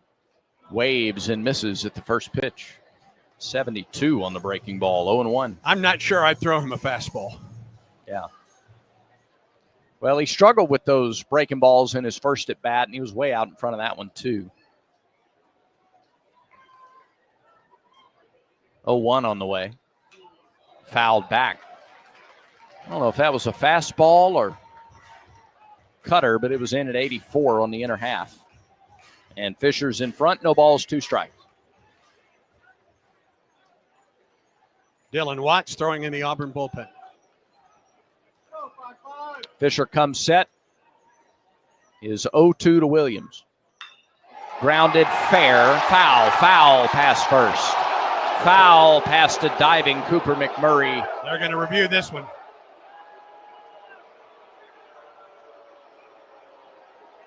They will review it. It bounced in front of the bag, fair. Jim Schlossnagel is out. He's arguing with Christopher Griffith, the first base umpire, who had the call.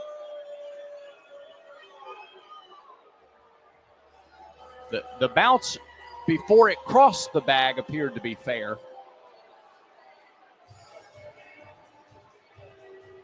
And there will be no review. Woo. It bounced foul, it hit and foul. The question is, did it cross any part of the bag going to foul territory?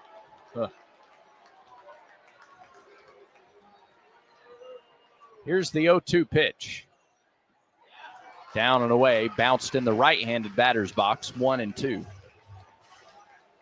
Williams just barely missed an RBI double. Or more. They have 3 doubles in the last 2 innings. 3 of their 5 hits are doubles. Fisher's 1-2 to Williams. Line past Fabian into left center field. It's an RBI single for Williams. Left the fastball up, Brady. And Texas leads 4-0. First hit for the freshman Williams.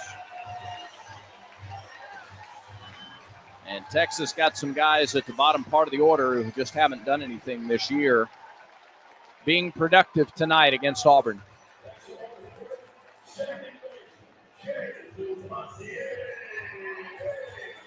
And Jaden Duplantier, who doubled and scored, drove home a run last inning. He's the next batter. Still only 1 out here in the inning. We're in the 4th. Single, strikeout, double, single, and that may be it for Cade Fisher as Everett Tiefert is out of the Auburn dugout.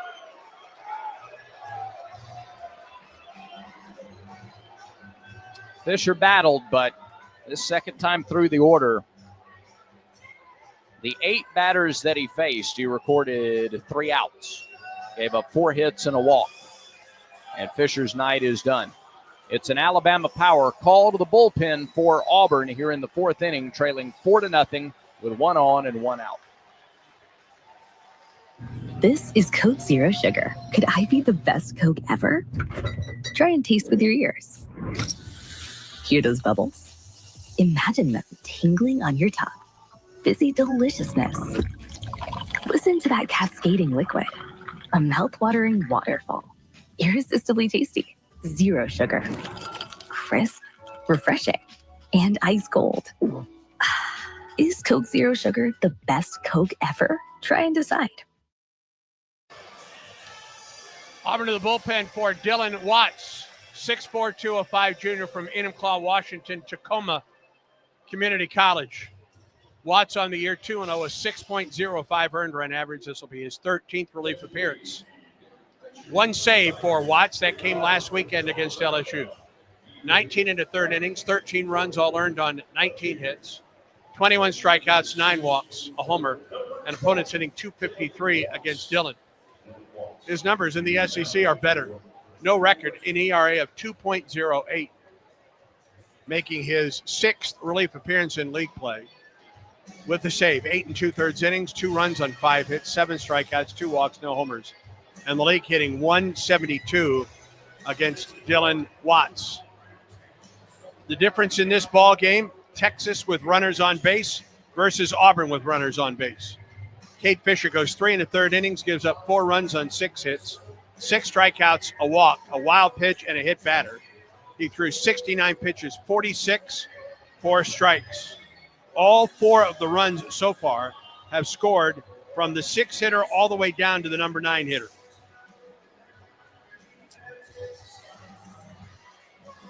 A runner at first, 2 runs home, 1 out in the 4th, and Watts is on to try and stop the bleeding here in the 4th inning. Dylan has lowered his ERA by 2 runs in his last 3 outings. Over those 3 appearances, he's picked up a win and a save against Alabama, Georgia Tech, and LSU. 6 innings, 1 run, 5 hits, no walks, 3 strikeouts. He has pitched 2 innings or more 4 times this year, including 3 1/3 at Georgia Tech a week and a half ago. 4 innings of 1 hit shutout baseball against Kentucky earlier this year as well. That was a game where Auburn was trailing. Ultimately lost game 3 of that series. He comes in here with the Tigers trailing 4-0 and trying to do damage control here. The number 9 hitter, Deplanier, already has a double in the game, his 4th hit of the season. And the first pitch to him is a fastball for a strike at 95 at the knees on the inside corner. He topped out at 97 in that game 3 win on Sunday against LSU with his fastball. Watts fires. There's a fly ball to center. Carter back. He makes the catch. 2 away. Now back to the top of the order, and Ethan Mendoza. Mendoza 0 for 1. He was hit by a pitch, and he popped up to second against Fisher.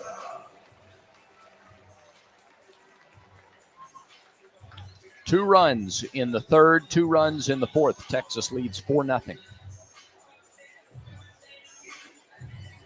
And I know this is going to sound petty, but please get them into the on-deck circle. Yeah, they're a long way off and have been. First pitch. Down and away, ball 1. On-deck hitters are getting a real good look at the Auburn pitchers right now. Mendoza, 51 hits. That's 7 more than second place in the lineup. That's why he's in the leadoff spot. He takes a strike. Fastball at 94. 1-1 to the Texas DH. 51 hits and 38 runs scored. He and Galvan have combined to score 75 runs this year. Stretched by Watts in the pitch. Down and away, 2-1.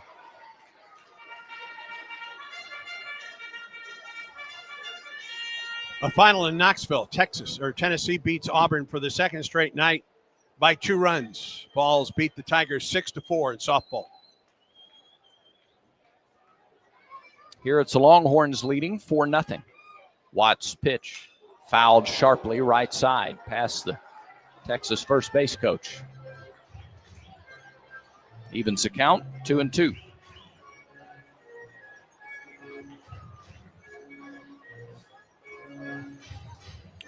Two balls, 2 strikes, 2 outs, 1 on. Bottom of the 4th.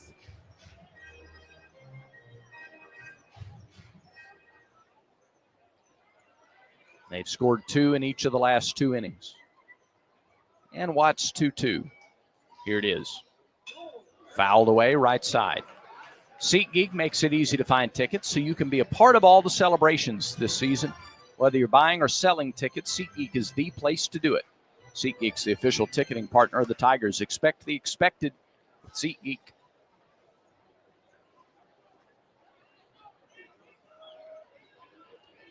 Mendoza readies in the right-handed batter's box. The 2-2 pitch from Watts.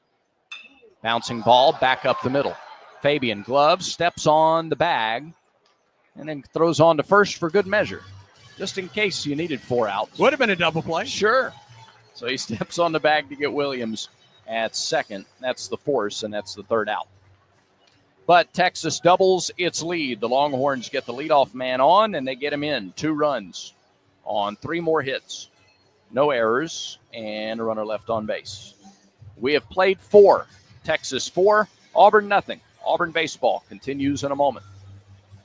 Let's go. Let's huddle up and make things happen with the only cards for the Plains. The Auburn University Regions Visa Debit Card and prepaid Regions Now card. They're a win for your wallet and a big war eagle, whether you're purchasing stuff for game day or every day. Want to go all in on confidently showing your Tiger pride? Order your card now at regions.com/go Tigers. Regions, official bank of the SEC. Member FDIC. Terms, conditions, and fees apply. Welcome back to the Ford F-Series Highlight Show. I've seen a lot of basketball, and I can tell you that to stay on top, you got to adapt, stay focused, and innovate. That's what wins championships. That's how Ford F-150 and the Ford Super Duty stay at the top of the truck game. For 47 consecutive years, Ford F-Series has been America's #1 selling truck because they deliver what you need to win the day. For the latest offers, go to buyfordnow.com or see your local Ford dealer today. Tell them Coach Pearl sent you. Based on 1977 to 2023 CY industry reported total sales. This is Auburn baseball. Back to more of the Tigers and Longhorns. Auburn has had base runners in all 4 innings so far, but they haven't been able to score against Luke Harrison, the left-hander for Texas. It'll be Fabian, Snow, and Rembert due up here in the 5th. 5th inning presented by Wind Creek Casinos. Elevate your game plan to fabulous. Play the hottest games and win fabulous rewards at Wind Creek Casinos and on the Casinoverse app. Fabian was at the plate when Carter was picked off at first. That ended the 4th inning. Auburn has had the leadoff man on base once in 4 innings. They had first and third with nobody out in the second. Couldn't score. First pitch, backdoor breaking ball, missed outside. 1-0. Fabian had shown bunt. Finals tonight on the Yellowwood scoreboard in the SEC. Oklahoma over Missouri, 17-7 and 12-1. Sooners sweep that series. Fabian swings and fouls the pitch back. Fastball at 87. Arkansas evens the series against A&M 11-5. They're in the second game of a doubleheader in Fayetteville. A&M on top 1-0 at the top of the 3rd. Outfield straight away. Big hole up the middle. Pitch to Fabian. Backdoor breaking ball. That one missed high and outside. He's tried that twice with the same result. South Carolina's won the first 2 games of its series at home against Ole Miss, winning tonight 7-2. 2 balls and a strike to the Auburn shortstop. Harrison lifts, plants, fires, and the pitch is a called strike on the inside corner. 2-2. This completes the second time through the order for Harrison. He has struck out 5. And no ground ball outs to this point. And here's the 2-2 pitch to Fabian. Swing and pulled foul off to the left side over where the food trucks are. Bottom of the third in Baton Rouge. LSU has come back to take a 2-1 lead against Alabama after winning last night in come-from-behind fashion. Vanderbilt on top of Georgia 5-0 in the bottom of the third. Vandy took game 1 of that series yesterday. Harrison comes set. 5 on the pitch clock. 2-2 to Fabian. Breaking ball missed way outside, and the count is full. Good patient at bat here by Derek to start the 5th. First game in Starkville of the series with the Bulldogs in Florida. 1-0 Mississippi State, bottom of the first. Harrison last week, 4 2/3 innings, 3 runs on 7 hits, no walks, 5 strikeouts. 3-2. Outside, ball 4. A leadoff walk here in the 5th. That is his, Andy, 3rd walk of the game. My mistake. First game of the series between Tennessee and Kentucky in Knoxville. Tennessee on top of UK 4-2. That game is in the bottom of the 5th. Softball lost tonight at Tennessee 6-4. Women's tennis beat Vanderbilt 4-2. They move on to the semifinals tomorrow at the Arbor Tennis Center. Men's tennis lost to Texas 4-1. Eric Snow, first pitch. Oh, they say he went. Yeah. Okay. Back foot breaking ball, 0-1 to count to Snow, who's 0 for 2. He's flied to center and struck out. 1 for 6 in the series so far for the Auburn leadoff man. Pitch to Snow. Breaking ball in for strike 2. Snow with 44 hits, third most in the lineup, and 38 runs scored. That leads the club. Fabian at first, nobody out. 0-2 pitch to Snow. Fly ball center field. Gasparino back now in. Ball was sinking out toward left center, but he was there in time to make the catch. Another fly ball out, 1 away in the 5th, and Fabian still at first.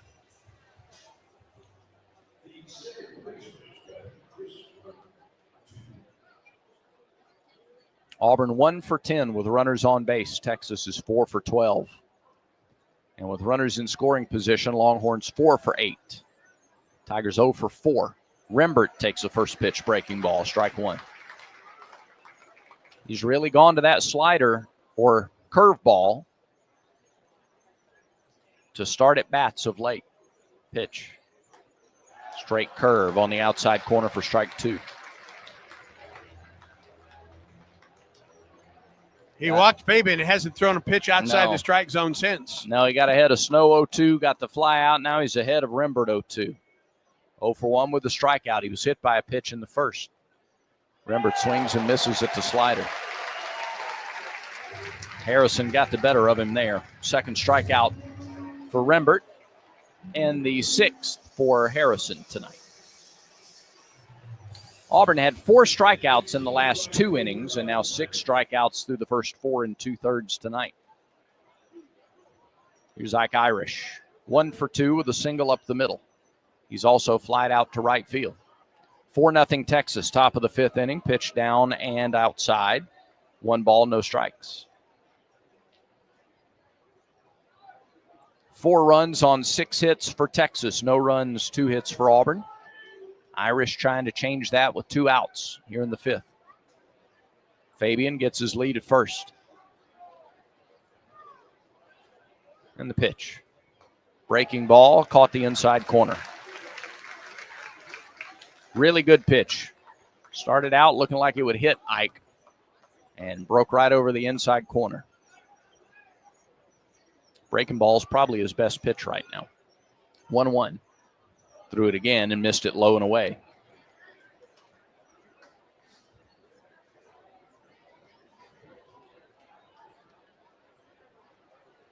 Tigers' only runs in this series, Irish's 2-run homer in the third inning last night.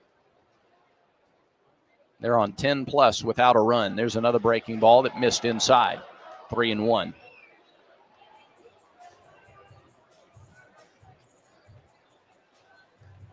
After the game, Ike talked about how Saturday and Sunday games of a series are just about who can gut it out. 3-1 pitch. Breaking ball hit in the air to left center field. Back goes Williams to the track. He jumps. It's gone. Irish, an opposite field home run. His 9th of the season, his 2nd of the weekend. And with one swing of Big Ike's bat, the deficit is cut in half. It's 4-2 Texas.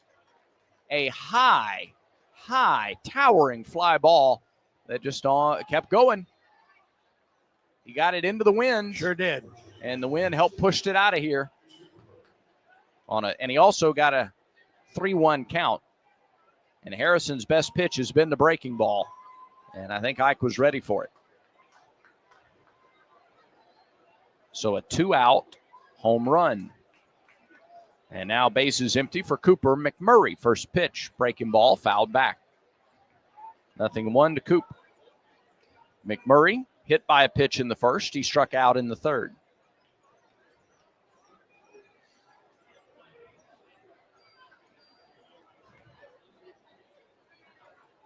Stretch by Harrison, the delivery. Swing and a miss, 0-2. So Ike Irish with all 4 of Auburn's RBIs so far in the series. A pair of 2-run homers. 2 outs, nobody on. 0-2 pitch to McMurray. Fly ball center field. Gasparino has a beat on it. He makes the catch and the inning is over. Auburn gets a leadoff walk and then a 2-run homer by Ike Irish. The only hit of the inning. No errors and nobody left. We head to the bottom of the 5th here in Austin with your new score. Texas 4, Auburn 2. Auburn baseball continues in a moment. Strike out ants, termites, and other pests with a call to Cook's Pest Control. Cook's proven pest control methods and superior termite control system keep your home safe and are backed by a 110% satisfaction guarantee. As the weather gets warmer, your spring cleaning isn't done until you call the official pest control partner of the Auburn Tigers, Cook's Pest Control. Looky, looky, looky, here comes Cookie, Cook's Pest Control. When the game is on the line, you want someone you can count on. At Alabama Power, we believe in consistency and having each other's back. It's our game plan to safely deliver the electricity you depend on. We give 100% to achieve 99.9% reliability. Learn how we power a better Alabama at alabamapower.com/reliable. Alabama Power is a proud supporter of the Auburn Tigers.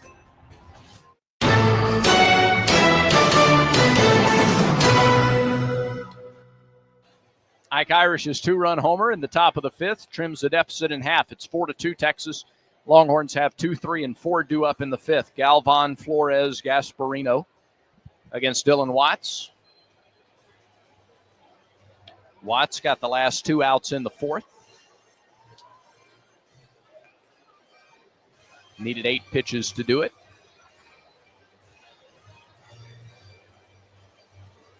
Auburn scored first in last night's game, and Texas scored 3 unanswered to win it.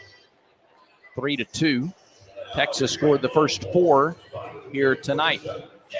The bottom third of their order is 4 for 6 with 3 RBIs and 3 runs scored. The 2, 3, 4 hitters are a combined 1 for 5. Galvan is struck out and walked. His first look at Watts. Dylan starts him with a strike. Slider at 85. 0-1. Slider at 85 and a fastball at 95. That's pretty tough.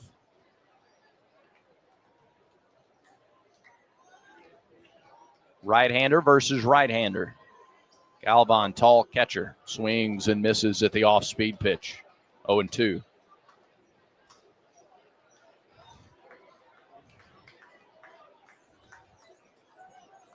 First man to bat here in the bottom of the fifth. Texas 4, Auburn 2. Birds are singing here in Austin. Pitch. Low and all the way to the backstop. A ball and 2 strikes.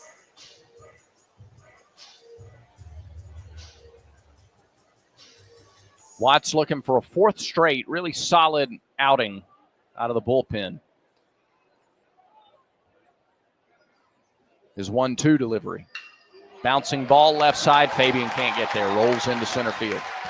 3rd straight leadoff base runner on for Texas. They've scored the last 2 on a 1-2 pitch.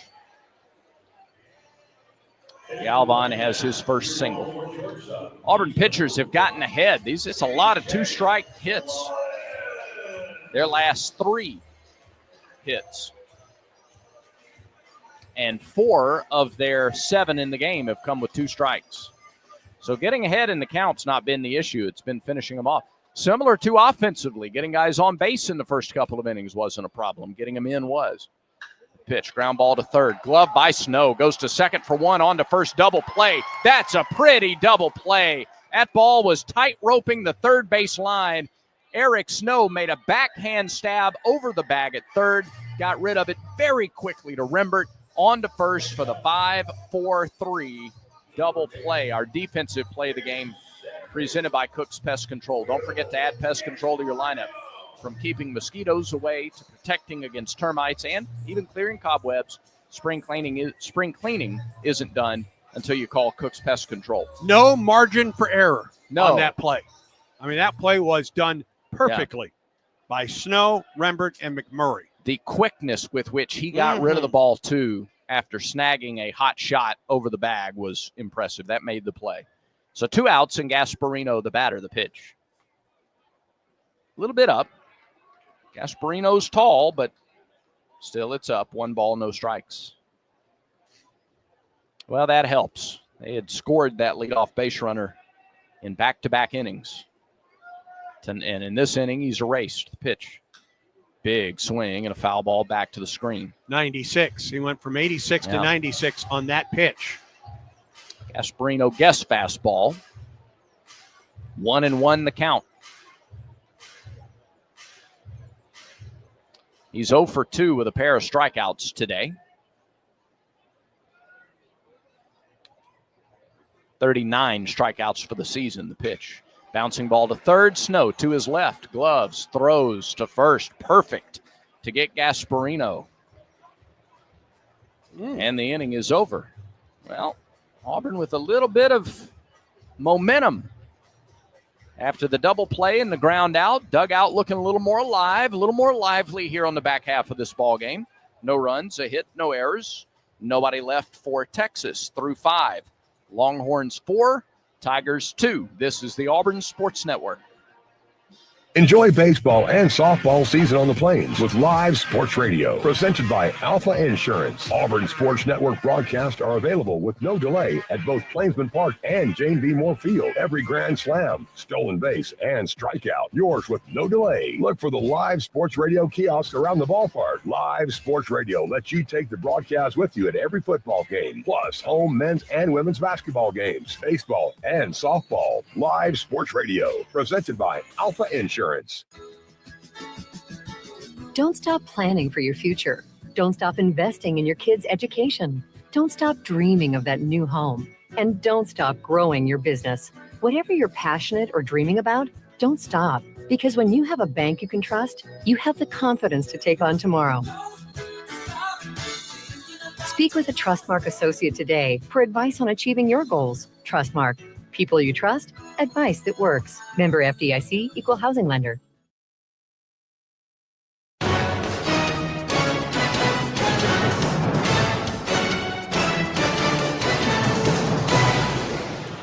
Four-2, Tigers trail as we go to the 6th inning here in Austin.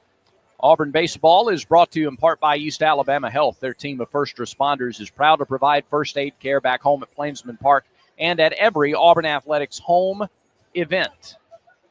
Harrison, through 5 innings, has thrown 75 pitches. Bub Terrell will greet him to start the 6th here for Auburn. If he could get through the 6th, it would be the longest start of the season. 2 weeks ago, he went 5 2/3 against Georgia.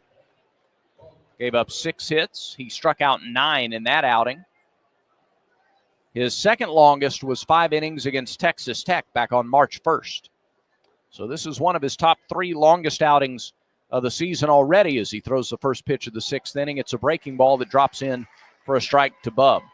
Terrell is 0 for 2, a strikeout, a fly to center. Ike Irish has 2 hits. One of them is a 2-run homer. That's the offense for the Tigers tonight. Pitch. Terrell, it hit him. So, breaking ball comes in and hits Terrell. Third hit batter by Harrison. First since the first inning. And the tying run comes to the plate with nobody out in the form of Lucas Steele. Hit him on an 0-1 pitch. That breaking ball has been his best pitch the last 2 or 3 innings. And it's been, when it's really set, it looks like it's going to hit the left-handed batter and breaks late over the plate. That one just did not break. First pitch is a fastball to Steele, and it's low for ball 1. He hummed that up there at 91. Steele walked on 4 pitches in the second, popped up on the first pitch he saw in the 4th. Now bats with a man on and nobody out here in the 6th. Harrison pitches. And a late 3/4 swing by Steele over the top. He was fooled by the low fastball, and it's 1-1.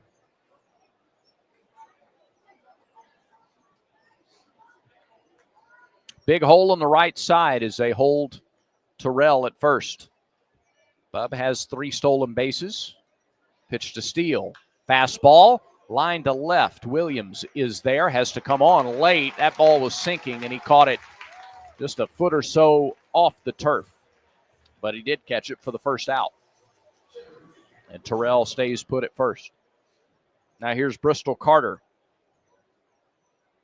Bristol has singled and walked. He has stolen a base and been picked off.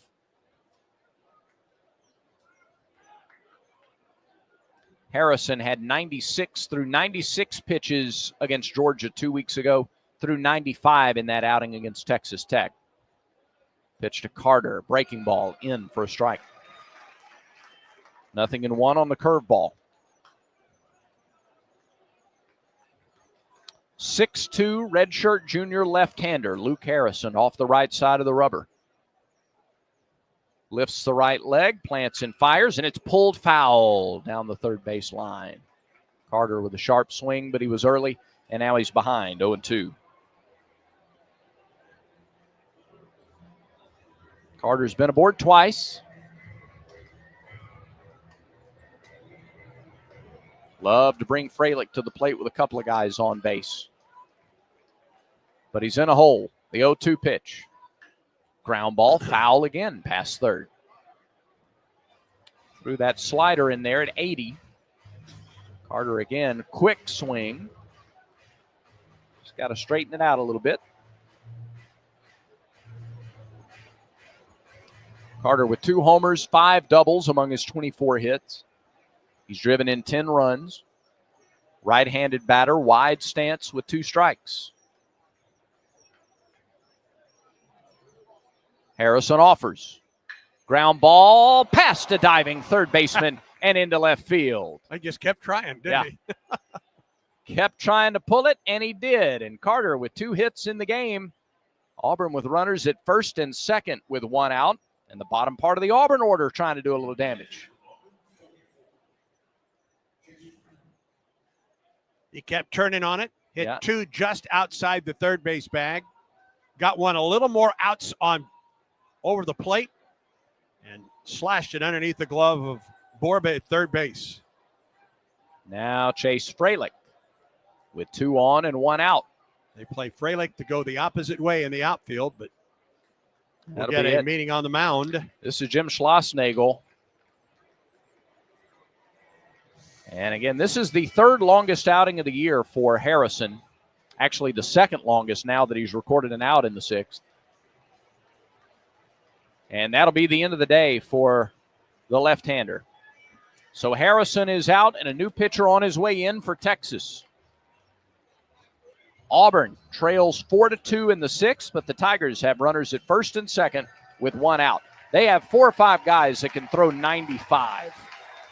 It is a Pepper Tree pitching change for the hometown Longhorns. For a new level of taste, Tiger fans know it's got to be Pepper Tree for the best wine selection and the finest cuts of meat. Visit Pepper Tree in Auburn or Montgomery. You can visit them online at steaksandwine.com. Steaks, the letter N, wine.com. We'll give you the information on the new pitcher for Texas as they make a Pepper Tree pitching change. When the game is on the line, you want someone you can count on. At Alabama Power, we believe in consistency and having each other's back. It's our game plan to safely deliver the electricity you depend on. We give 100% to achieve 99.9% reliability. Learn how we power a better Alabama at alabamapower.com/reliable. Alabama Power is a proud supporter of the Auburn Tigers. Pepper Tree call to the bullpen for Texas, number 46, left-hander Ethan Walker, 6 foot 207, a redshirt sophomore from Ashburn, Virginia, and a transfer from Walters State. Walker, no record in ERA of 0. This is just his second appearance of the season. Yeah, and the first was against Rio Grande Valley 3 days ago. 2/3 of an inning. 2 runs, but neither earned on 2 base hits, 2 strikeouts, no homers, and Rio Grande Valley hit 400 against him. Obviously, this is his first appearance in an SEC game.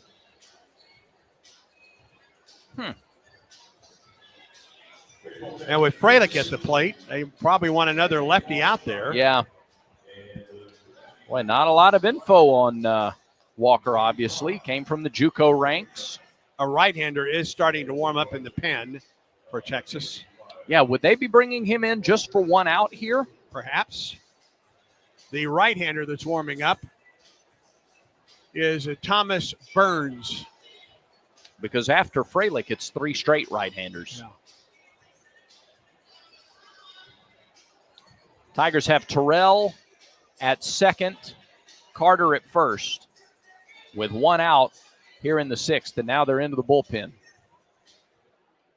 Tigers once trailed 4-0. Ike Irish hit a 2-run homer in the fifth to make it 4-2.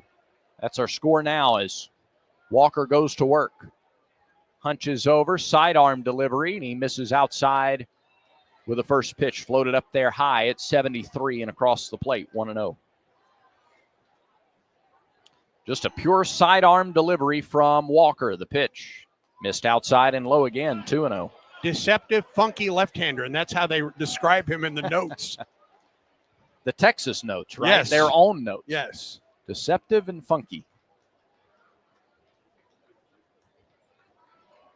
Works off the right side of the rubber, checks Terrell at second. Nobody covers. He comes home. First pitch, outside, ball 3. Freilich wise to get up there and get a look at this guy rather than just go up there hacking. 4-2, Tigers trail. 2 on, 1 out in the fifth, or in the sixth, rather. Pitch home.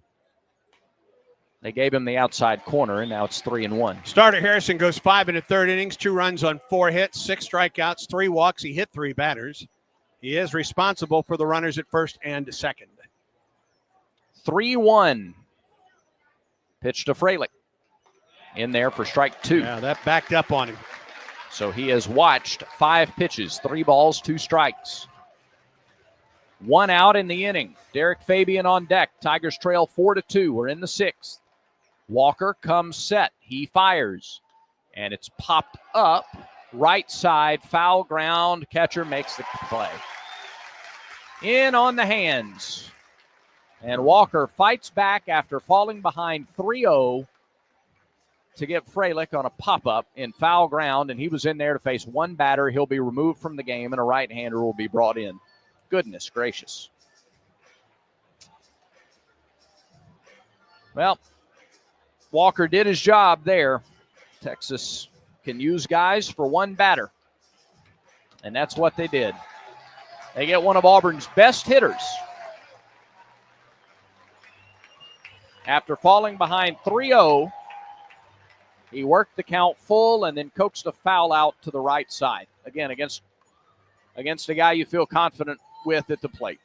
A right-hander is in. Texas makes another Peppertree pitching change. This is Coke Zero Sugar. Could I be the best Coke ever? Try and taste with your ears. Hear those bubbles? Imagine them tingling on your tongue. Fizzy deliciousness. Listen to that cascading liquid. A mouth-watering waterfall. Irresistibly tasty. Zero sugar. Crisp, refreshing, and ice cold. Is Coke Zero Sugar the best Coke ever? Try and decide. Peppertree called to the bullpen for Texas to number 45, right-hander Thomas Burns. 6'3", 230 pounds, out of Hortonville, Wisconsin, a transfer from Arizona State. Burns 0-1 on the year, a 2.61 ERA. This will be his 9th relief appearance and 2 saves. 10 in the third innings, 5 runs, 3 earned on 9 hits, 12 strikeouts, 6 walks, a homer, and opponents are hitting .243 against right-hander Thomas Burns. 0-1 in the SEC, no ERA. This will be his 3rd appearance. 5 in the third innings, a run. It was not earned on 4 hits, 7 strikeouts, 2 walks, no homers, and the league hitting .211 against Thomas Burns. Burns has a fastball in the mid-90s. It'll top out at 96. He's also got a slider in the low 80s. Changeup and the occasional cutter. Lefties hitting .267 against him. Right-handers just .227. And there are 3 straight right-handers due up in the order for Auburn. First being Derek Fabian with 2 outs. And runners at first and second.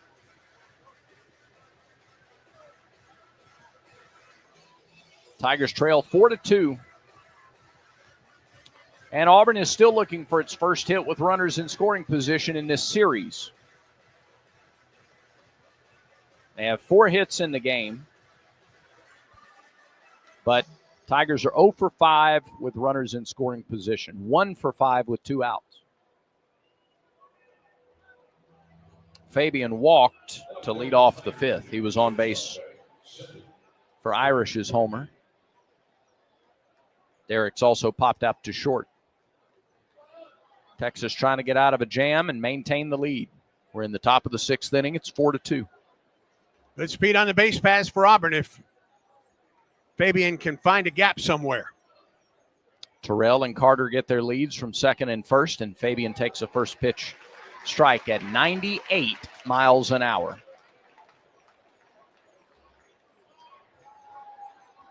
Oh, 0-1 to the Auburn shortstop. Burns fires.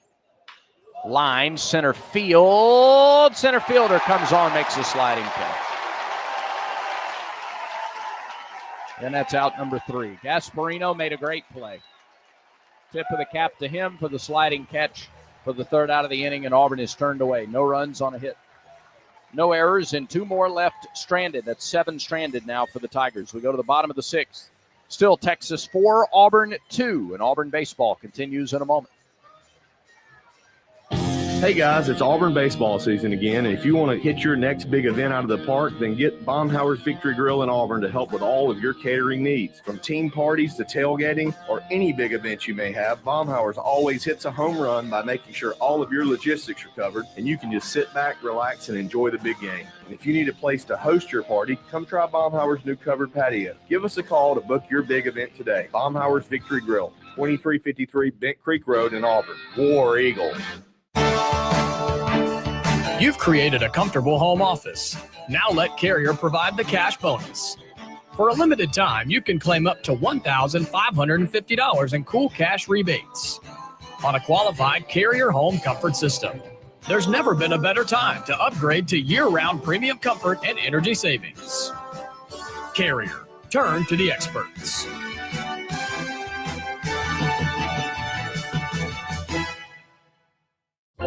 This is Coach Butch Thompson. Back to more baseball on the Auburn Sports Network.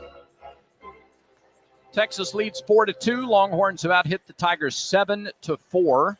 And they will have Schussler, Borba, and Farmer, the 5, 6, and 7 hitters, due up against Dylan Watts here in the 6th.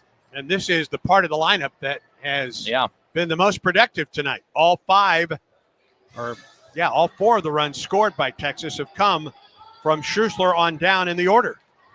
5 of the 7 hits from those guys. Schussler is 1 for 2. He singled to lead off the 4th and scored. Texas has put the leadoff man on base 3 straight innings. Auburn women's tennis, a winner today in the quarterfinals of the SEC tournament out at the Arboro Tennis Center. The Tigers will play the winner of Texas A&M at 3 o'clock tomorrow afternoon in the semifinals. Admission is free. Pitch is a called strike at the knees on the outside corner. 95 on the fastball from Dylan Watts. 0-1 to Schussler. Texas's last 4 hits, 3 of their last 4 have come with 2 strikes. The 0-1 from Watts. Check swing, pitch was a strike anyway, and it's 0-2. Really good sweeping slider off the plate.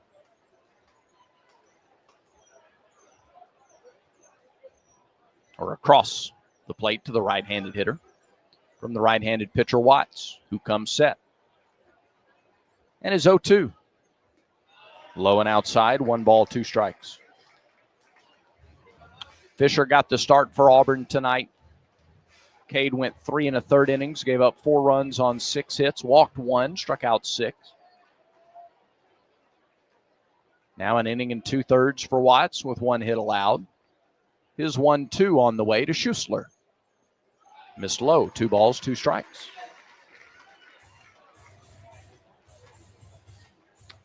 He threw him the fastball to start the at-bat, and it's been all off-speed pitches since then.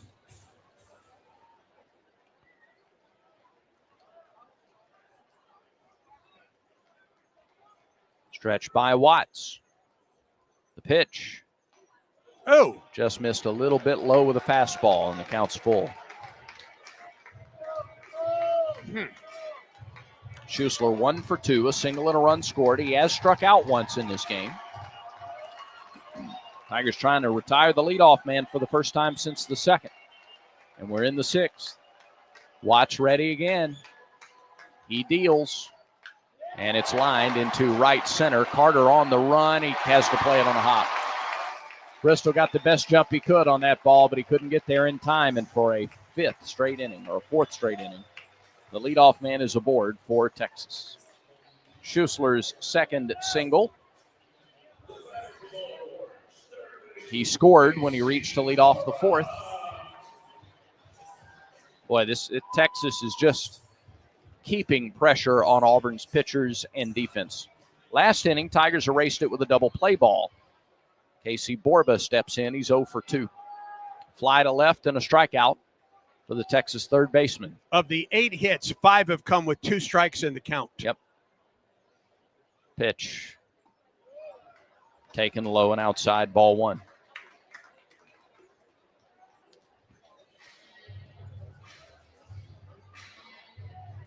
Yeah, these Texas hitters just haven't given in tonight. No. They've done a really good job with 2 strikes. They have 3 extra base hits. 1-0 pitch to Borba. There's a strike on the inside corner. 1-1 the count. Same 2 teams tomorrow at noon.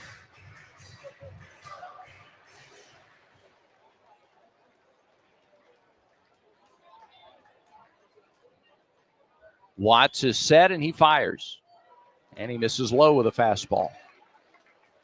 He's trying to keep it low and get that ground ball. 2-1 to Borba. Texas has only lost 2 ball games at home this year.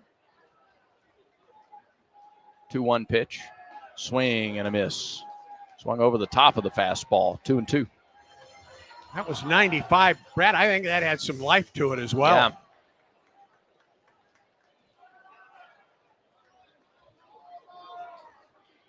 See if he comes back to it. Watts with 4 on the pitch clock. Comes set with 2, with 1, and fires. And it's a ground ball through the left side. Another 2-strike single for Texas. They're first and second with nobody out. Boy, that's frustrating, and it has to be frustrating for the pitcher, has to be frustrating for the defense.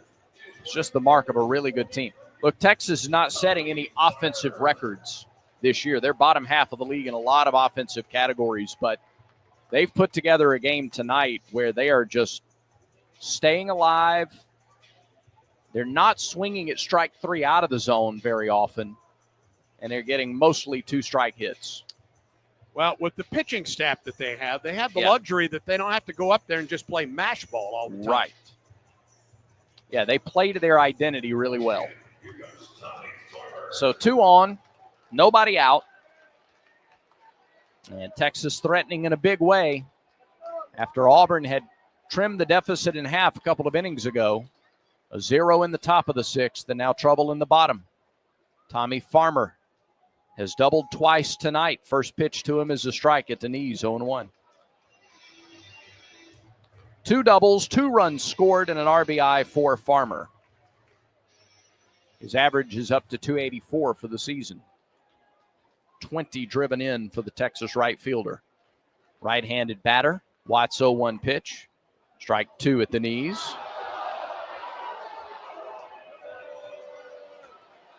And here we are again. 2 strikes. Strikeout would be huge.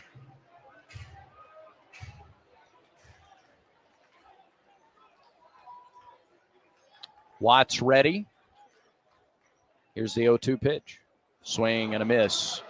Gets away from the catcher. Runners advance. No throw. And they're going to ask for batter's interference because got to be batter's interference because Farmer went across the plate. Yeah, Fralick collided with the runner walking up the line.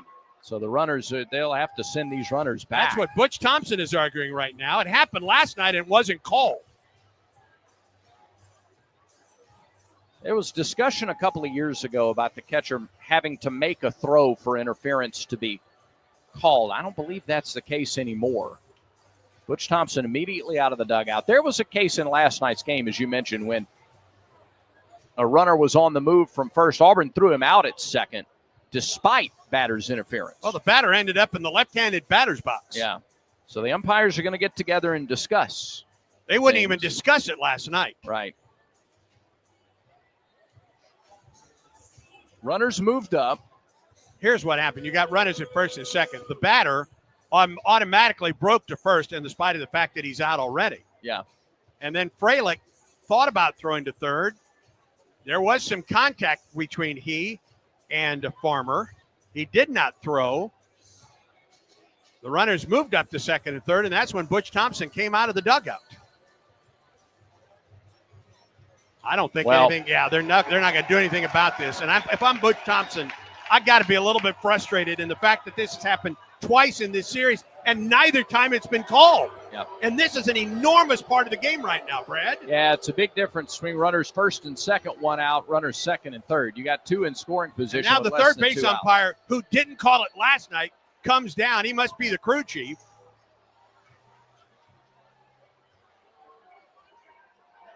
Farmer did not make a move up the first base line until he saw that the runners were heading to move up a base. And now Butch Thompson is talking to Jason Bradley about it. The home plate umpire, Angel Campos, has gone back behind the plate.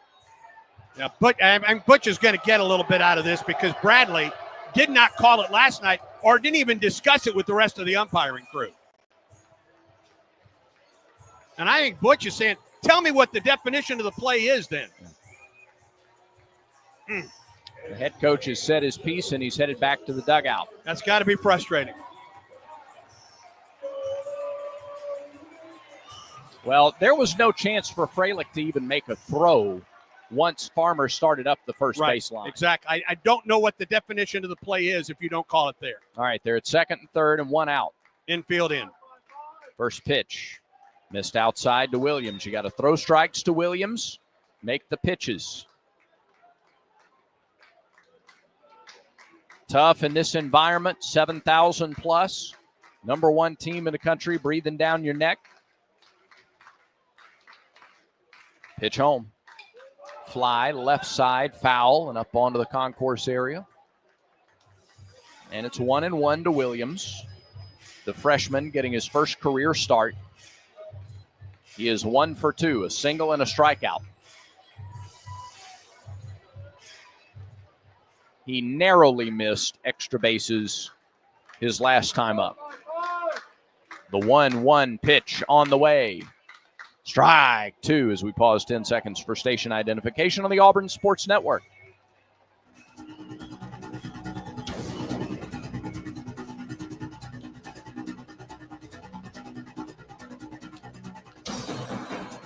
.96 on the fastball from Watts, inner half. 1 ball, 2 strikes.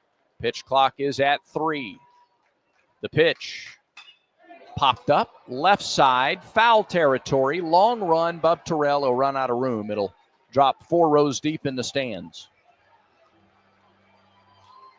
Count remains a ball and 2 strikes.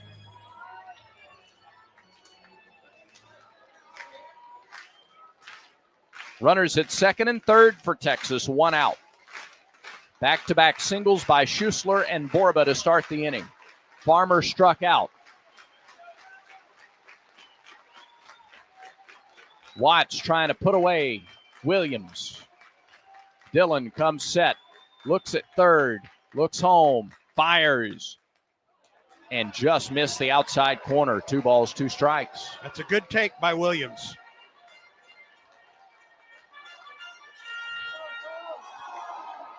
A base hit would score 2. I might try to bust him inside with a fastball, Brad. It's what worked for strike 2, and he took it. 2-2 on the way from Watts. Line drive, center field. Carter plays it on a bounce. 2-run score. And the freshman Williams has driven in 3 runs in the game. Texas leads 6-2. Really well read by Borba at second base. He was already at third and about to round the bag when it dropped in front of Bristol Carter. And the bottom part of the order continues to kill Auburn in this game.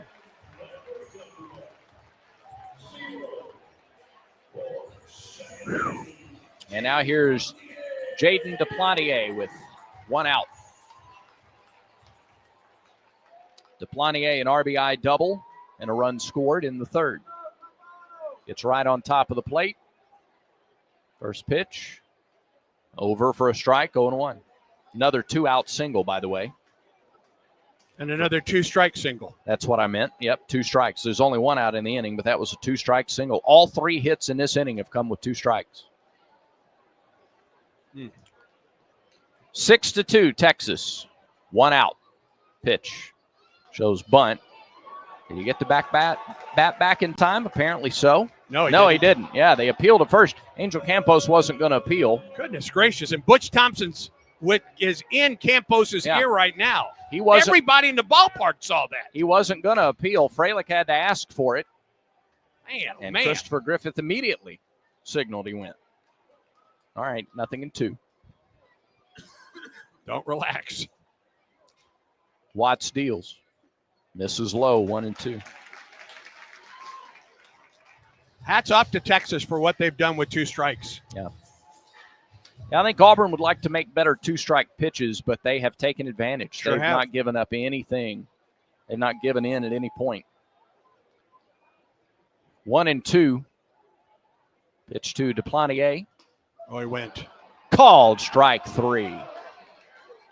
Pitch at the knees. Fastball at 94, second out of the inning. Now back to the top of the order and Ethan Mendoza. Mendoza is 0 for 2. He's popped up, reached on a fielder's choice. He was hit by a pitch back in the first. 2-run innings for Texas in the third, the fourth, and the sixth.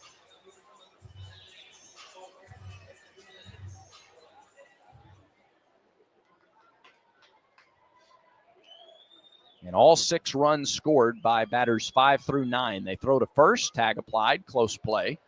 But Williams is back. He has a stolen base in extremely limited action this year.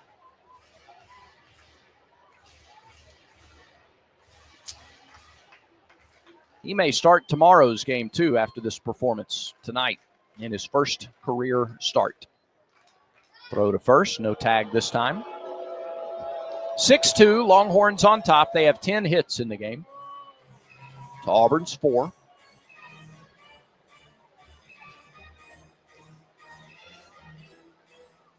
Watch trying to get out of the 6th. Griffin Graves warming up in the Auburn pen. Stretching the pitch. Popped up on the infield. Who wants it? Fabian doesn't see it. Rembert's calling for it. And Chris makes the catch in shallow center. Fabian never saw the ball. Thankfully, Rembert did, and there's out number 3. But Texas gets another 2-strike, 2-run single from Jonah Williams. 2 runs on 3 hits in the inning, all of them with 2 strikes. No errors and a runner left. Texas gets the 2 runs back. We've played 6. Longhorns on top 6-2. This is the Auburn Sports Network.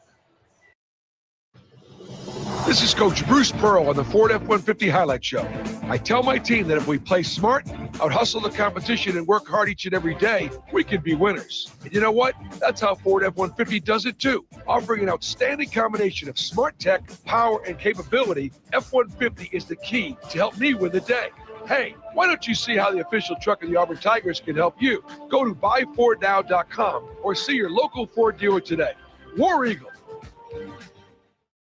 Since Auburn Bank opened in 1907, we've been tested by world wars, pandemics, and plenty of troubled times. Through it all, we've not only survived, but thrived by staying true to our core values of sound money management and putting our customers first. And just as surely as more challenges will come, we'll meet them the way we always have, with your confidence and our experience. Auburn Bank, champions of you. Member FDIC, online at auburnbank.com.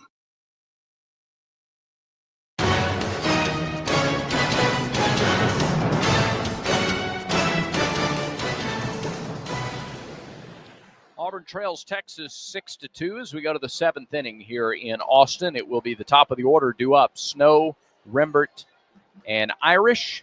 Thomas Burns came on to get Fabian, righty-on-righty matchup, and he'll face at least the first couple of righties here in the 7th. We'll turn it back over to the voice of the Tigers, Andy Burcham, to lead the actual rally and comeback over the final 3 innings tonight. Conecuh Sausage, the official sausage and hot dog of the Auburn Tigers. Conecuh Sausage, a game day favorite, always great on the grill. Pick up a pack at your local grocery store or visit the Conecuh Gift Shop in Evergreen, Alabama, off I-65, exit 96.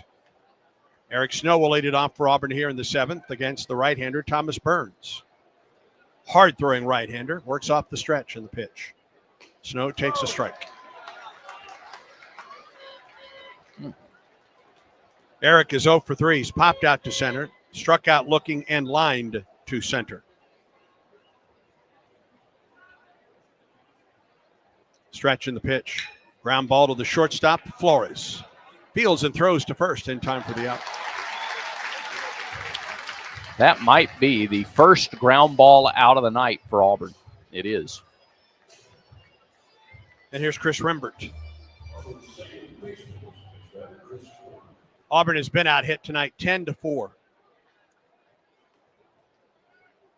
And 7 of the 10 hits for Texas tonight have come with 2 strikes in the count. Longhorns lead the Tigers 6-2. Stretch in the pitch to Rembert. Sweeps to the outside corner for strike 1. Hit by a pitch in the first, struck out looking in the third, struck out swinging in the 5th. This reminds me of what they did to Georgia a few weeks ago here in this ballpark. Stretch and delivery. Swing and a foul tip. They just sort of stifled Georgia. 1 run in the opener, 4 runs on game 2, and then 3 in game 3. And that Georgia offense is as potent as you'll find anywhere in the country. They limited them to 8 runs over 3 games. And it was right here. Yeah, at this ballpark. 0-2 the count to Rembert.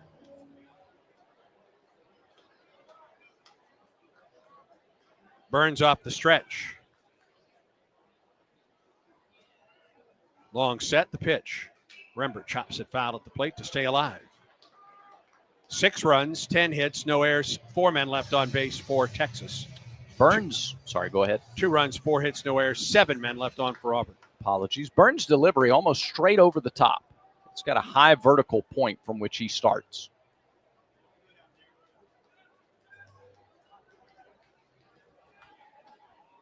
Another 0-2 pitch to Rembert. Got him swinging at a pitch in the turf. 2 outs.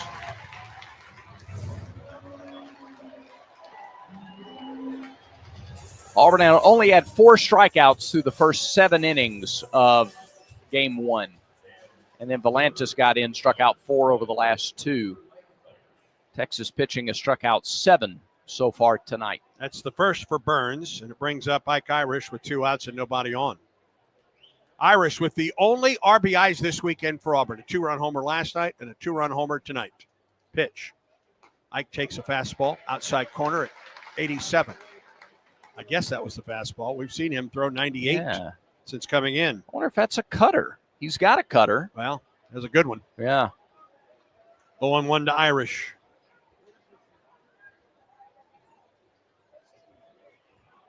Stretch. Clock down to 2, the pitch. Missed the end. Oh, it didn't miss the inside corner. It waved at it going by for strike 2. 0-2. I don't think Ike appreciated that one. No.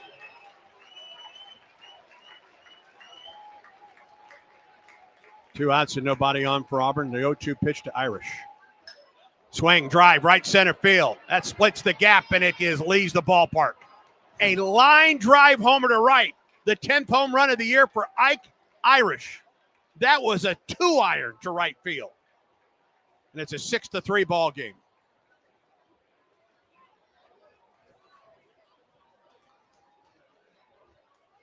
Second home run allowed by Burns this season. And Ike just continues. He's produced 100% of the offense for the Tigers in this series. 3 home runs on the weekend for Irish. It makes it a 6-3 game. And here's Cooper McMurray. Tigers back within 3. Stretch. And the pitch. Strike 1. Well, both of Irish's home runs tonight, Brad, have come with, well, all 3 of his home runs on the weekend have come with 2 outs in the inning. That's right. 0-1 the count to McMurray. Stretch and pitch. Up the left side, but out of play. 0-2 the count to Cooper. Shift on, left side of the infield, wide open for McMurray. The only ball out of the strike zone he has seen tonight was the one that hit him in the first inning. 3 at-bats in a row now. He's faced an 0-2 count. Off the stretch, Burns. And the 0-2. It missed low and away. A ball and 2 strikes to the Auburn first baseman. Batting .336. Good hitter with 2 outs in an inning at .342 this season. Be surprised if Burns doesn't come back to that inside corner. Bub Terrell waits on deck for Auburn. Tigers have cut the lead to 3 here in the 7th. Here's the stretch and the pitch. McMurray chops it to the first baseman. Schussler will take it to the bag, and the inning comes to a close. A run on the homer by Irish. We go to the bottom of the 7th in Austin. Texas 6, Auburn 3. And Auburn baseball continues in a moment. I like what I like, and I do what I want. If what you like is getting the highest payouts, getting the most free play, and finding more of your favorite games on a spacious upscale gaming floor, then Wind Creek Montgomery is your kind of fabulous. No matter what fabulous means to you, you'll find it here. Wind Creek Montgomery. Gambling problem? Call 1-800-GAMBLER. If your day sounds like we need the report ASAP. You deserve Modelo. If you've persevered through,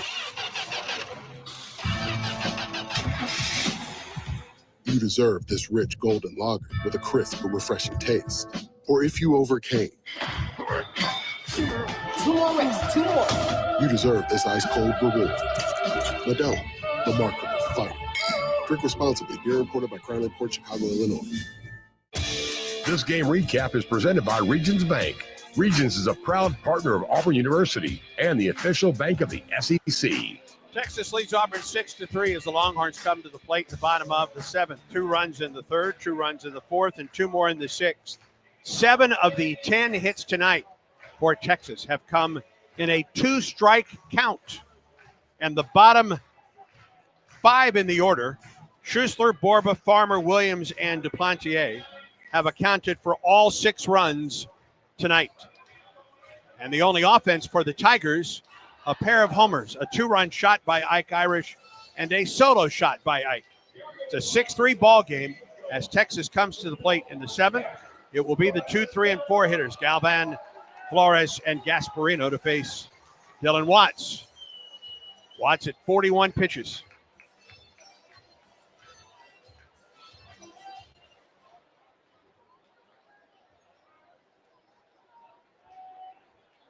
Galvan 1 for 2 on the night. Been on base twice. First pitch from Watts is in for a strike. Struck out in the 1st, walked in the 3rd, and singled and was erased in a double play in the 5th. Ryan Galvan, the catcher. Pitch on the way. It misses low. A ball and a strike to count. Flores and Gasparino to follow here in the Texas 7th. Auburn trails 6-3. Lost here last night 3-2.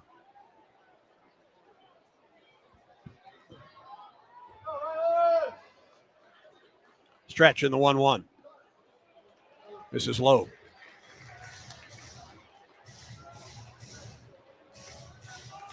Two balls and a strike.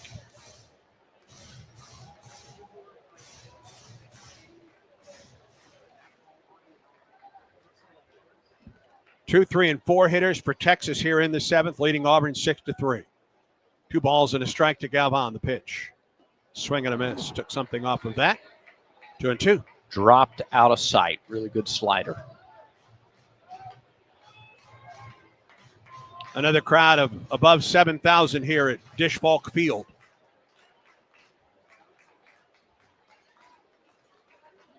Auburn will have to come from behind to even the series tonight. Stretch in the pitch. Strike 3. No, didn't get the call on the outside corner. 3 balls and 2 strikes.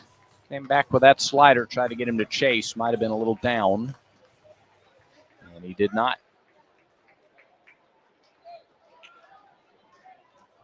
Full count now to Galvan.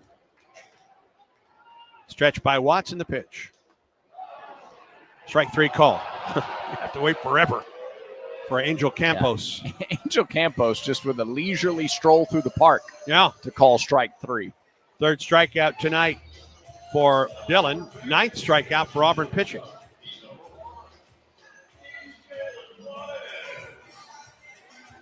And here's Jalen Flores.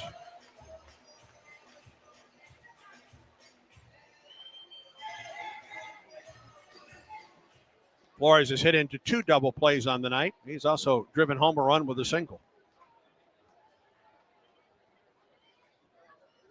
Stretch in the pitch. Misses outside, a ball and no strikes.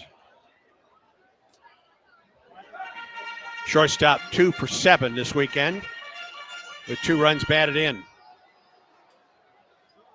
Batting average hits at .275. Griffin Graves continues to throw in the bullpen for Auburn.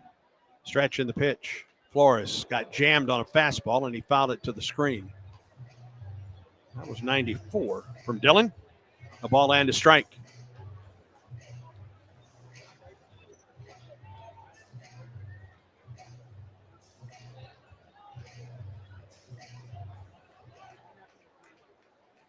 Six to 3, Texas leads it. 1 out, nobody on in the Longhorn 7th, the 1-1.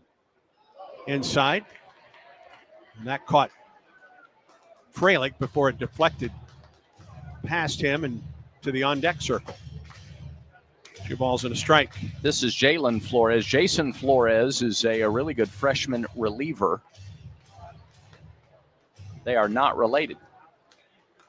But we may see the other Flores. We sure may. Before the weekend is out. Their bullpen is terrific. Yeah. 2-1. All 3 low.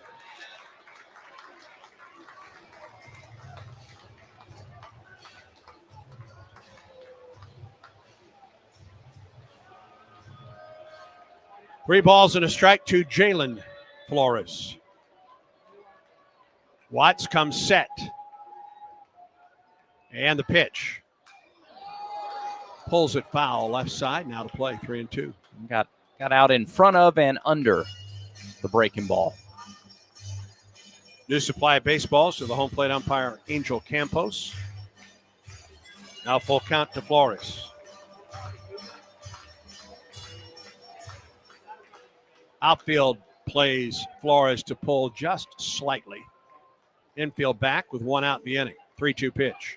Line drive foul past third. And into the stands. All right, another 2-strike situation here. Watts was able to strike out Galvan. Got to make a good pitch here to the number 3 hitter. Right-hander against right-hander as Dylan Watts comes set. 3-2 pitch. Missed the inside corner. That's a good idea. He just didn't get it there. Tried to jam him. First walk surrendered by Watts, and here's Will Gasparino. 54 pitches for Dylan. Full counts to the first 2 hitters in the inning. Gasparino is 0 for 3 with a couple strikeouts and a ground out.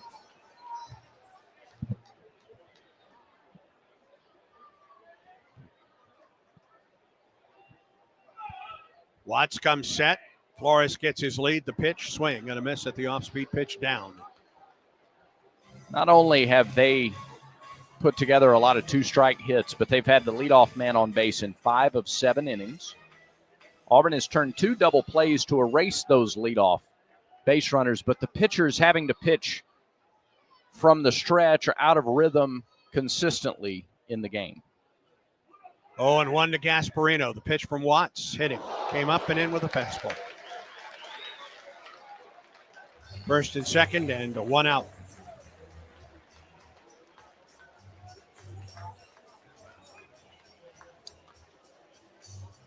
Walk and a hit batter in back-to-back at-bats.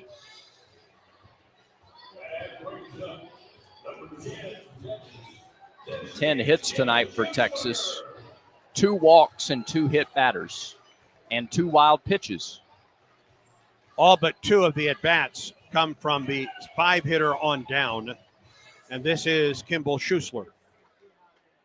2 for 3, and he scored twice, and that's probably going to be it for Dylan Watts as Everett Tieford makes his way to the mound. In spite of the fact that you have a left-hander in the Auburn bullpen, Auburn will make the Ford F-150 call to the bullpen.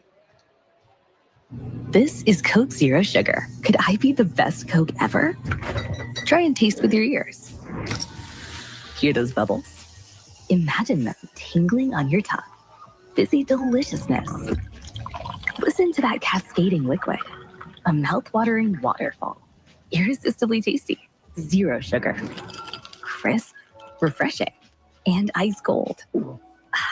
Is Coke Zero Sugar the best Coke ever? Try and decide. Sophomore Griffin Graves is on for the Tigers on this call to the bullpen. Lefty out of Jackson, Tennessee, 5'10", 176 on the year. Graves 3-1 in 7 outings with a 4.05 earned run average. 13 1/3 innings, 7 hits, 6 runs, 7 walks, 13 strikeouts. He's given up a couple of doubles, no wild pitches. He has balked once. Team's batting 163 against Griffin Graves. In SEC play, 2-0 in 3 appearances. With an ERA just over 3.5, 7 2/3 innings, so better than 2 innings per outing. 7 2/3, 5 hits, 3 runs, 5 walks, 8 strikeouts. The 2 doubles he's allowed have come against the league. And SEC batting, hitting 200 against Griffin Graves. Dylan Watts, 3 innings, 4 hits, 2 runs, 1 walk, 3 strikeouts, 1 wild pitch, 1 hit batter. 56 pitches, 36 strikes for Dylan Watts. The runners at first and second, his responsibility after walking and hitting them respectively. So Graves is on for the Tigers with 1 out and runners at first and second. And Kimball Schuessler, who has 2 hits tonight coming to the plate. Had 2 hits last night as well. Yep. Including the difference. A 2-out, 2-strike home run in the bottom of the 7th last night. And he has been the catalyst for Texas's lead tonight. A leadoff single in the 4th, a leadoff single in the 6th. He scored both times. And those were multiple run innings that he began with a hit for the Longhorns. 2 in the 3rd, 2 in the 4th, 2 more in the 6th. And now Texas has runners at first and second with 1 out here in the 7th inning. And Graves is on for Watts. Griffin, the 3rd pitcher of the night for Auburn, the starter. Cade Fisher went 3 1/3 innings and gave up 4 runs on 6 hits. Bottom half of the order has been terrific tonight for Tennessee. Yeah, it's been the difference for Texas in this game. They've got, from Schussler on down, 8 of the 10 Texas hits, and all 6 of the runs scored. Right. And 5 of the 6 RBIs. And the one that doesn't have a run scored in Williams has 2 hits on the night, including a 2-run single. Yeah, 3 RBIs. You've driven in half of their runs. Difference in the game. Here is Kimball Schussler with runners at first and second and 1 out in the 7th. Right-hander facing the lefty Griffin Graves, who comes set and pitches. Takes a fastball upstairs for ball 1. That fastball has been so good. You just don't expect to see such life from the fastball from a guy who's 5'10 and 176. But his control has been much better. He's grown a lot from his freshman year to this year.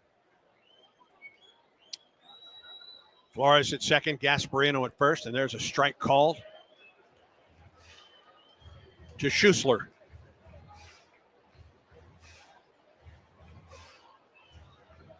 Texas has hit into 2 double plays tonight.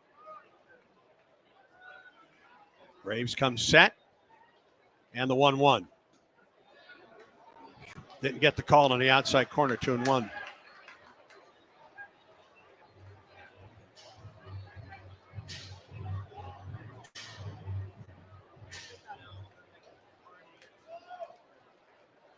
Six to 3 Texas. The Longhorns threaten in the bottom of the 7th. 2-1.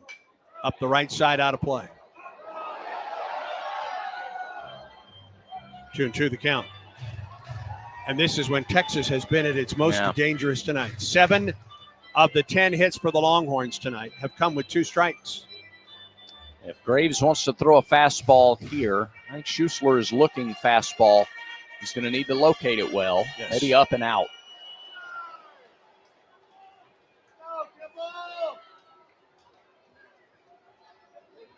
Schussler in the right-handed batter's box, sets up deep. Slightly open stance, right on top of the plate as Graves comes set. Checks the runner. He's going. The pitch, swing and a foul. They were both going. Double hit and steal. Or double hit and run, I should say. Which I guess is the same thing, isn't it? 2-2 the count. You painted the picture, as you always do. Yeah, Texas right now feels like they can be aggressive. They're trying to put Auburn away here in the 7th. Another 2-2 pitch coming up to Schussler. From Graves. Here it is. Ground ball, base hit through the right side. Runner around third, going to try to score. The throw will come into third, and it gets past the third baseman and into the photographer's well, and 2 runs score in the play. Another 2-out base hit, 2-strike base hit for the Longhorns, and it's 8-3. And there was nobody backing up the play at third that had a chance to catch that. Graves, the pitcher, was coming back to back up the plate if Irish had tried to throw out the runner scoring from second. And nobody was backing up the play at third, so when the throw was high, really nothing to stop the ball. Schussler with his 3rd hit of the night. He moves to second on the throwing error by Irish. And here's Casey Borba. And both the walk and hit batter come around to score. You can't make mistakes against the number 1 team. Not in this ballpark especially. First pitch misses inside. An appeal to first as to whether he was either hit or swung. Neither. It's just ball one. Really good job of hitting by Schussler. He just hit it to the right side. They were playing him up the middle. Yep. My goodness. Another 2-strike single. Yeah. Uncanny for Texas. 1-0. Up the right side, curving foul and out of play. That was a home run swing. He was raring back to do damage. Borba has 5 home runs this season. He is 1 for 3 tonight. 8 of the 11 hits for Texas tonight have come in a 2-strike count. Every hit since the 4th has been with 2 strikes. Graves off the stretch in the pitch. He went around on a pitch that was down. 1 ball and 2 strikes. Both of those runs charged to Dylan Watts.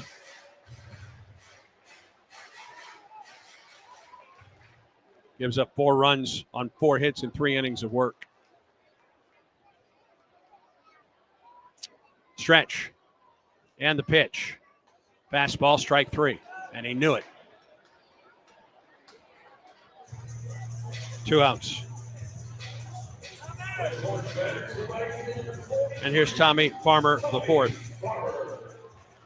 Singled and scored in the 3rd. Excuse me, doubled and scored in the 3rd. Doubled and scored in the 4th and struck out swinging. 8-3. Texas leads Auburn. 7th inning has been a big inning in both games this weekend for the Longhorns. Took the lead for good last night. Added to the lead here. Runner at third goes. Throw to third, and he is out. Great throw by Freilich to Snow covering, and the inning comes to a close. 2 runs on 1 base hit with a throwing error. No one left. We go to the 8th. Not Kentucky, Andy. Texas. 8, Auburn 3. This is the Auburn Sports Network. Hip pain is not to be taken lightly. It could be a sign of hip impingement. If pain, stiffness, or limping persists, see a hip specialist at the orthopedic clinic. Treatment includes non-surgical options, but if surgery is needed, minimally invasive arthroscopic hip surgery is only available locally at the orthopedic clinic. Don't wait. Schedule an examination today. Call for an appointment, 334-749-8303, or visit theorthoclinic.com. Southeastern Industrial Contractors offers the path to a productive and successful career for hard workers of all ages, especially young people looking to jump straight into the workforce. Southeastern Industrial Contractors is now hiring for great-paying skilled trade positions. Managing partner Derek Harville is a proud Auburn University graduate with deep roots in the community. Give him a call at 334-209-6355 to learn more. Southeastern Industrial Contractors, 334-209-6355.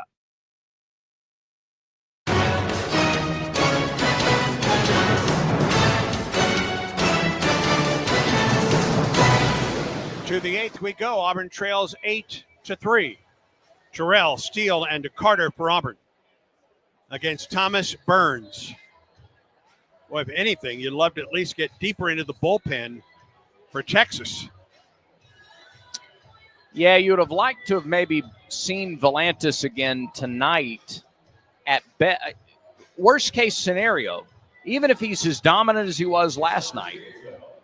Well, what are the odds he comes in 3 days in a row tomorrow? But the way Burns has pitched, and with Texas adding to its lead, they can ride Burns at least through the 8th. Terrell will lead it off for Auburn. He's 0 for 2 on the night, hit by a pitch in the 6th. He leads off the Auburn 8th with the Tigers trailing 8-3. Pitch on the way. A little bit up, maybe a little bit out. A ball and no strikes to Bub. 1 for 6 on the weekend. Tigers have been held to 3 runs on 5 hits. The only 2 runs, or only 3 runs, have scored on a pair of homers by Ike Irish. Pitch. Terrell takes it down the middle for a strike. 1-1.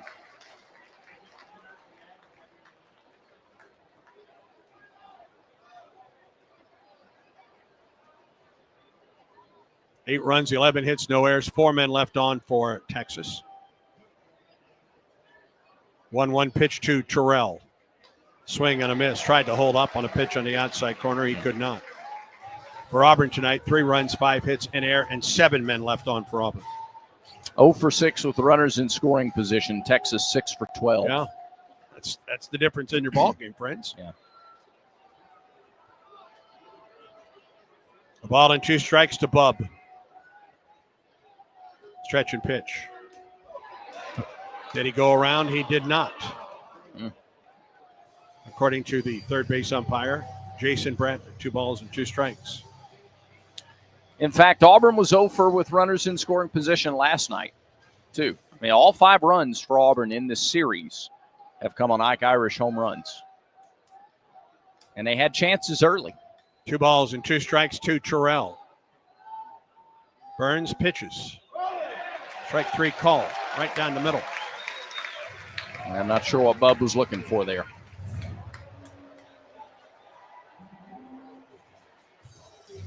Second is strikeout for Burns. 1 out in the inning, and here's Lucas Steele.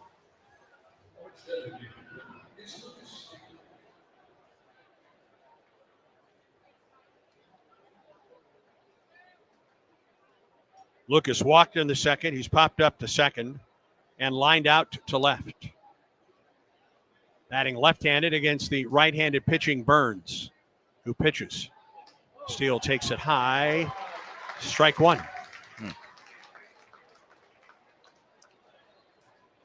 And he's been so effective, he's getting the benefit of the doubt on some calls here, too.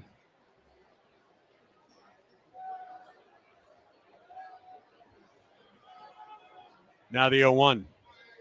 It's down and in, a ball and a strike. Steele led off the second with a walk.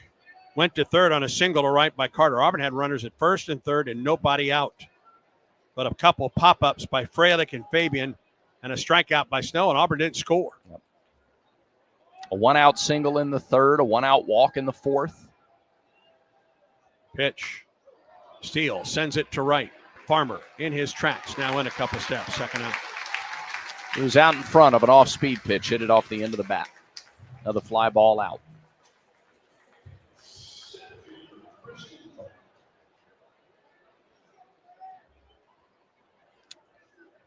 Two ground ball outs. Everything else a fly out or a strikeout. Yep, that's 10 either fly outs or line outs for Auburn tonight.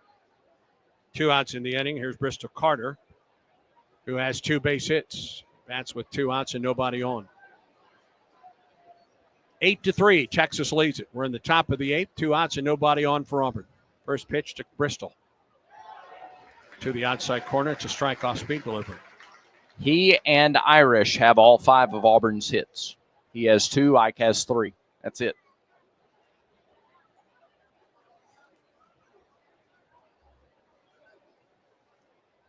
Oh, and 1 to Carter, the pitch. That missed low, a ball and a strike. Same 2 teams wrap up the series tomorrow. It's a noon start. We're on the air at 11:45.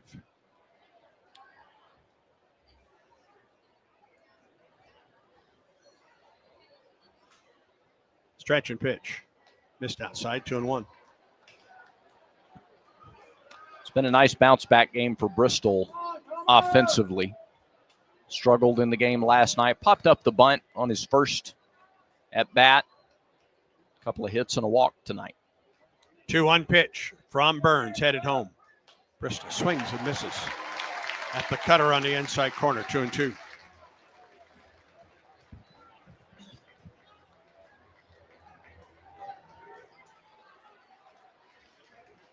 Burns trying to set Auburn down in order in the 8th.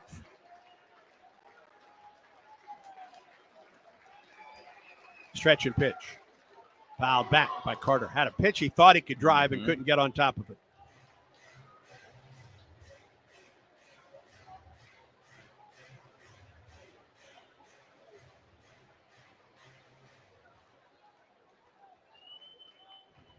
Freilich on deck for Auburn. Tigers trail 8-3. 2 outs, nobody on. Pitch on the way. Swing and a miss and a pitch that was down. And Burns strikes out 2 of the 3 in the order. 3 up, 3 down for Auburn in the 8th. Texas to the plate, leading Auburn 8-3 as Auburn baseball continues in a moment. Let's huddle up and make things happen with the only cards for the Plains. The Auburn University Regions Visa Debit Card and prepaid Regions Now card. They're a win for your wallet and a big war eagle, whether you're purchasing stuff for game day or every day. Want to go all in on confidently showing your Tiger pride? Order your card now at regions.com/go Tigers. Regions, official bank of the SEC. Member FDIC. Terms, conditions, and fees apply. This is Coke Zero Sugar. Could I be the best Coke ever? Try and taste with your ears. Hear those bubbles? Imagine them tingling on your tongue. Fizzy deliciousness. Listen to that cascading liquid. A mouth-watering waterfall. Irresistibly tasty. Zero sugar. Crisp, refreshing, and ice cold. Is Coke Zero Sugar the best Coke ever? Try and decide.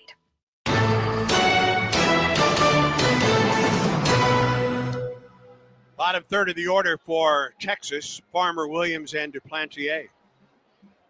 Longhorns lead the Tigers 8-3. They have their pep band here tonight, down there just outside the Auburn bullpen. That's where the cannon is located as well. They literally have a cannon. Yeah, fully working and not muted at all. Yeah. It's loud and startling. Longhorns lead the Tigers 8-3. Won here last night 3-2. The pep band here gives, and I don't mean this in a demeaning way at all, it gives it like a high school football feeling here at the ballpark. They're as far away from the field as you can get. Yeah, it's true. Down there tucked into the left field corner. Tommy Farmer 2 for 3 with a couple doubles and a couple runs scored tonight. Pitch on the way. Swing and a miss. Out in front of the Griffin Graves off-speed delivery.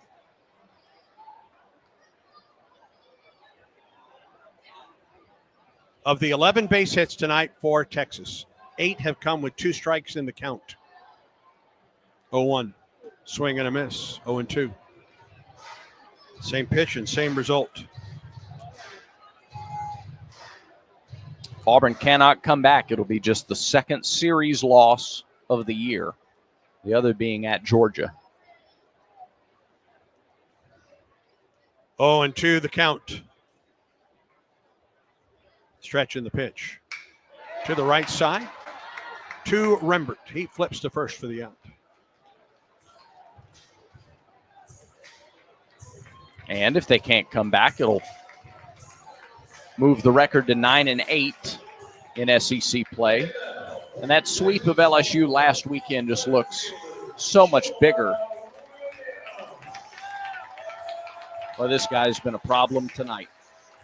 Jonah Williams making his first college start, an early enrollee on the football team, playing baseball for the Longhorns. Pitch on the way. It misses low. He struck out looking in the third. Then 2 strike hits in the fourth for a run home, and in the 6th with 2 runs home. Pitch. Strike on the outside edge, 1-1. 94 with the fastball.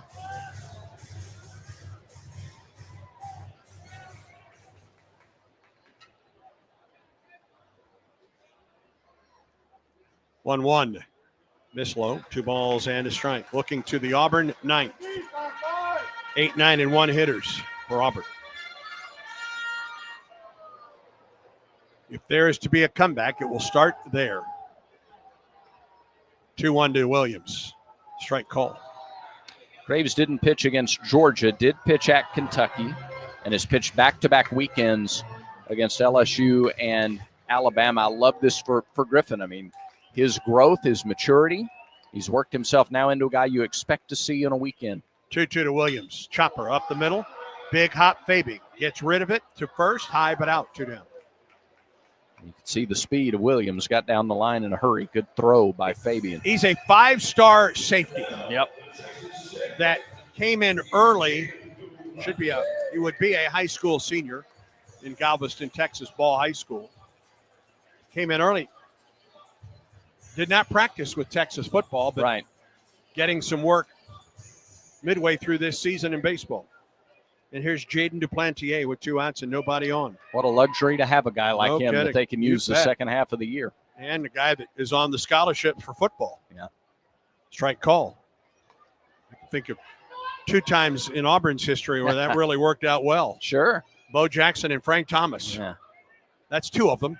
Frank Sanders, Fred Baxter. Yep. 0-1. Up and out of play off the right side, 0-2. John Samuel Schenker was the latest to do both. That's exactly right.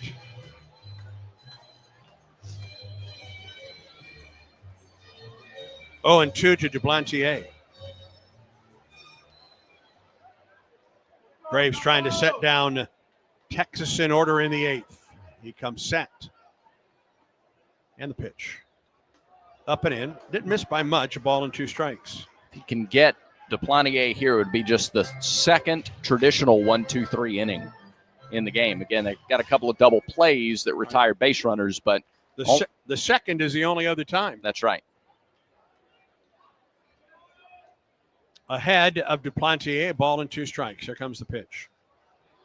Fouled it off.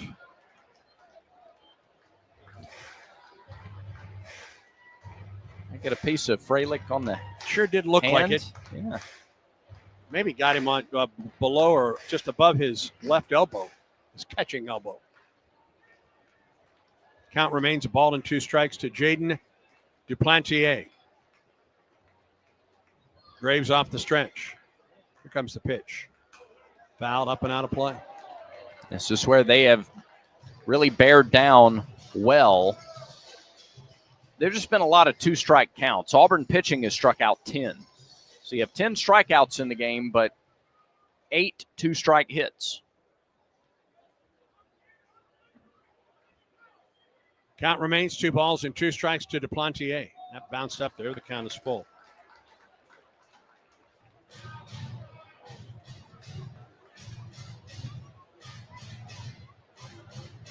We're back here tomorrow at noon, 11:45 broadcast time for Game 3 of this Easter weekend series between Texas and your Auburn Tigers. 3-2 pitch. I guess that wasn't a 3-2 pitch. It was a 2-2 pitch. Now it's 3-2. Ooh, he didn't miss by much. I'm not sure he missed at all, quite frankly, That was Brad. a really good pitch. Now the count is full. And the pitch. Check swing foul up the right side. 4 runs apiece given up by Watts and the starter Fisher. And that's just tough to overcome against this pitching staff. Yeah.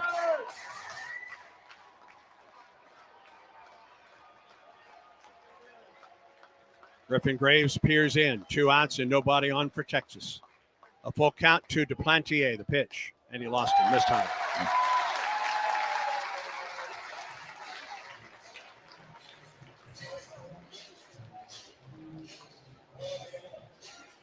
And now we go to the top of the order, and here's Ethan Mendoza. All 3 walks by Auburn pitching tonight came on 3-2 counts. So add that to the 2-strike smorgasbord tonight. Mendoza was hit by a pitch in the first. Reached on a fielder's choice, and he's popped up twice to second. Pitch on the way. Missed inside, a ball and no strikes. Got a right-hander just starting to do some long tossing in an emergency situation for Auburn in the bullpen. Really need Graves to get you out of this inning. Throw to first by Graves, and Duplantier is back. 8-3 is our score. Texas on top. 2 runs in the third, 4th, 6th, and 7th. Good lead for Duplantier at first. The pitch. Mendoza takes it. Must have been a little low. 2-0.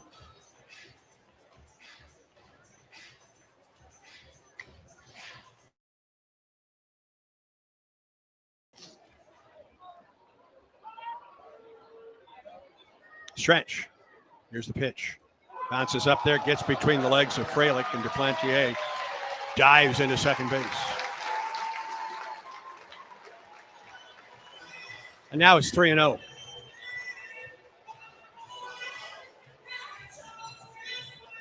First wild pitch in league play for Graves.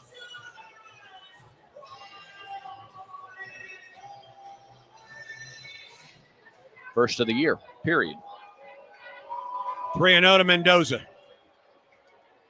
Ryan Galvan waits on deck. Closely by, too, by the way, the pitch. And he walked it, missed high. Back-to-back walks.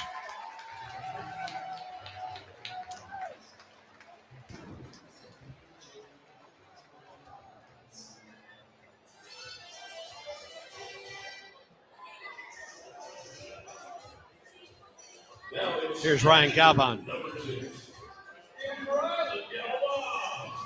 They're going to buy a little more time. Yeah. Infield in. It's Ben Shore in the Auburn pen. First and second, 2 outs for Texas, and now Everett Tiefert will join the Auburn infield on the mound.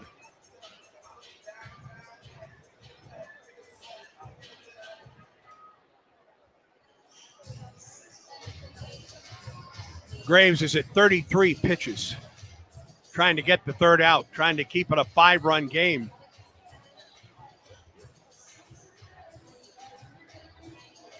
And that will be all for Graves. Auburn makes the Conecuh sausage call to the bullpen for Ben Shore.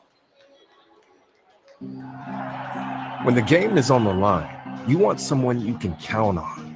At Alabama Power, we believe in consistency and having each other's back. It's our game plan to safely deliver the electricity you depend on. We give 100% to achieve 99.9% reliability. Learn how we power a better Alabama at alabamapower.com/reliable. Alabama Power is a proud supporter of the Auburn Tigers. Ben Shore is the new pitcher on this call to the bullpen. 6'1", 203, redshirt senior right-hander from Columbus, Georgia. Got the win in the Jack State game Tuesday up in Jacksonville for the year. This is his 5th appearance. He's 1-0 with a 5.79 ERA. 4 2/3 innings, 5 hits, 3 runs, 1 walk, 7 strikeouts. Team's batting .278 against Ben Shore with a double and a triple. And this will be his first appearance in SEC play. And we'll take a look back at last year and see how many times he's pitched in the SEC.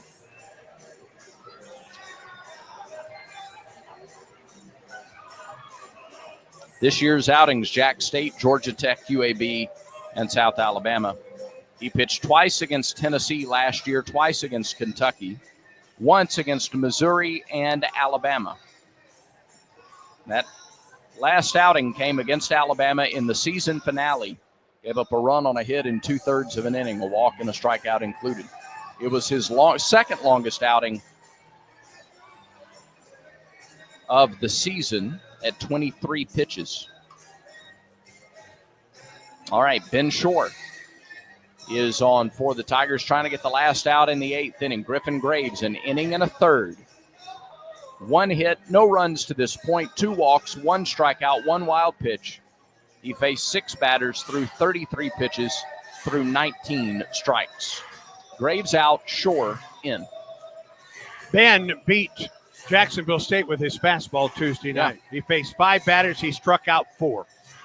And he did it with the heater. And to be honest, coming into that, he was better known for his slider than his fastball. But his fastball is what was working for him Tuesday night. His second ever college victory.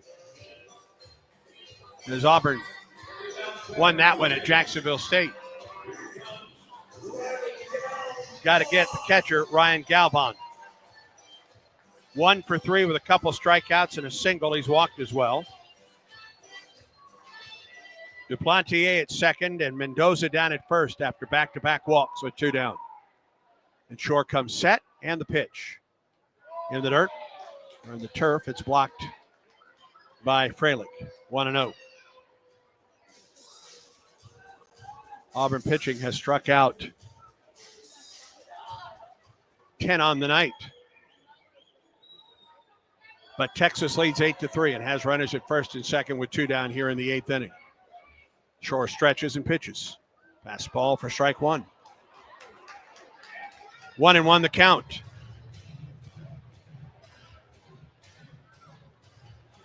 Ben just has to get this final out.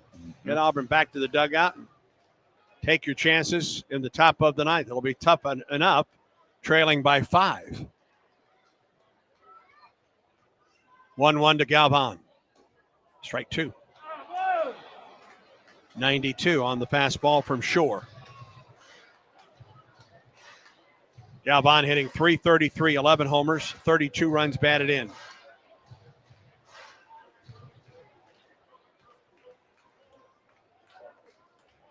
Duplantier gets his lead at second, and Mendoza with an enormous lead at first. And Shore steps off. And Galvan steps out.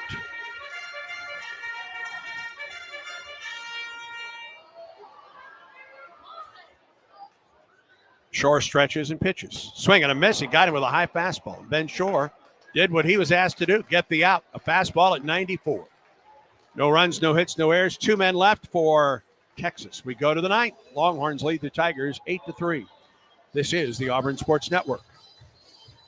Check out the Talking Tigers podcast wherever you listen to podcasts. The Talking Tigers podcast is a series of one-on-one interviews hosted by the voice of the Tigers, Andy Burcham. Each week, Andy is joined by a featured guest with Auburn ties from athletics, entertainment, and other walks of life. Past legends and present trailblazers, insightful and entertaining. It's the Talking Tigers podcast with Andy Burcham. Like and subscribe wherever you listen to podcasts today.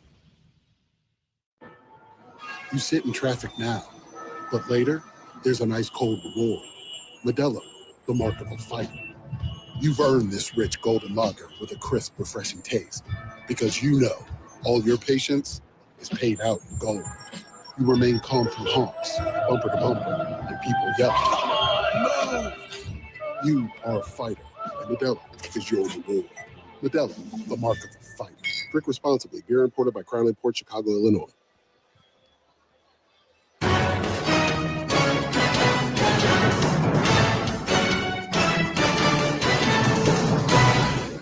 Last chance for Auburn in the ninth. They need 5 runs to tie it up, trailing 8-3. 8, 9, and 1 hitters coming to the plate. And for some reason, Tennessee has gone to their closer, Dylan Volantis, despite a 5-run lead. And despite the fact that he pitched last night, he went 2 innings, threw 20 pitches, struck out 4 in last night's outing. Number 99, Dylan Volantis, the incredible freshman from Thousand Oaks, California, 6'6", 212. The left-hander, 9 saves and 3 wins in 14 appearances, 13 in relief, a 1.08 earned run average in an SEC play. 8 saves, 1-0, 10 outings, a 0.49 earned run average. So Volantis is on to work the ninth. Burns 2 1/3. He gave up 1 run on the Ike Irish solo homer, no walks, 3 strikeouts. 29 pitches, 23 strikes. He was fantastic. And now Volantis, Auburn will get their second look at the tall freshman left-handed closer for Texas, with the Tigers trailing 8-3. Freilich, Fabian, and Snow are the scheduled 3 to face Volantis. Volantis came on last night for Texas and he was almost unhittable.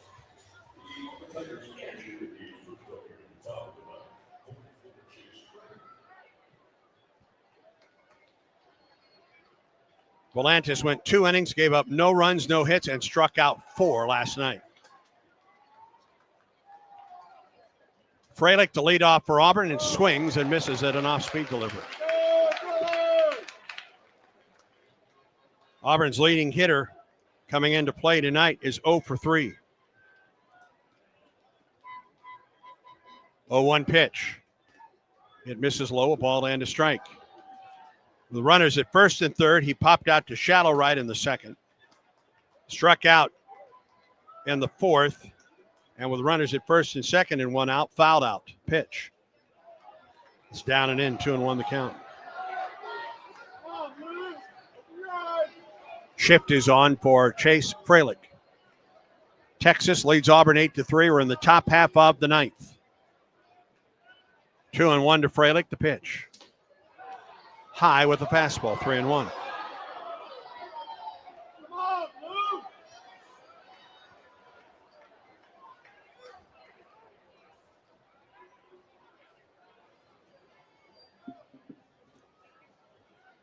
Stretch and pitch. Strike called at the knees. Count goes full.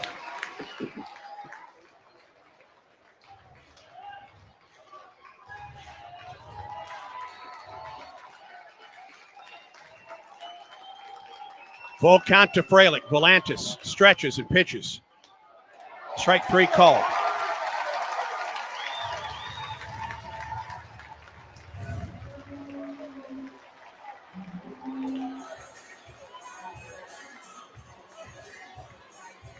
And here is Fabian.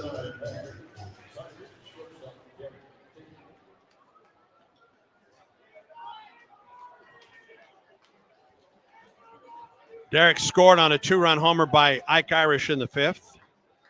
He is 0 for 2. He's popped up and lined out. Pitch to him. Right down the middle for a strike. Volantis went 2 innings last night. And he's asked to close things here in the ninth, although this is not a save situation. That one bounces up there, ball and a strike.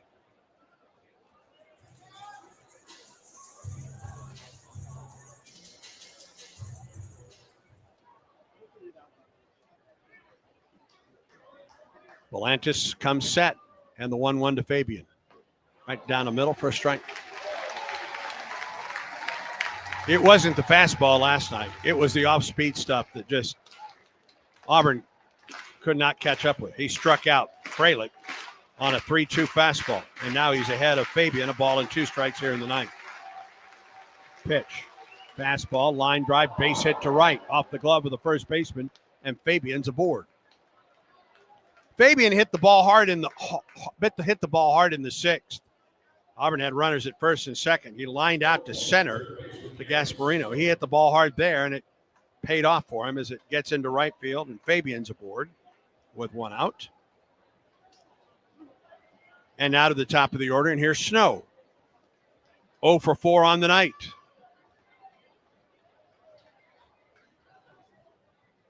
Pitch, swing and a miss. That was the off-speed delivery that just drops out of sight. Eric popped out to center in the first, struck out looking in the second, a line out to center in the fifth, and he grounded out to the shortstop in the seventh.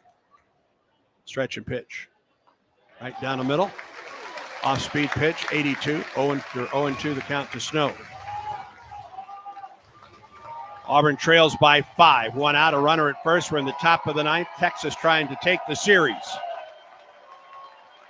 Stretch by Volantis in the 0-2. Hit him. Well, runners at first and second with 1 out.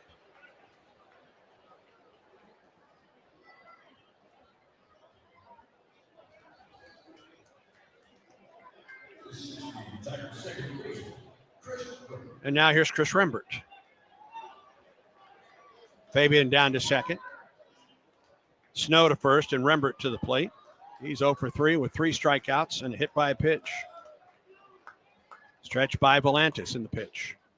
Chopper to the left side.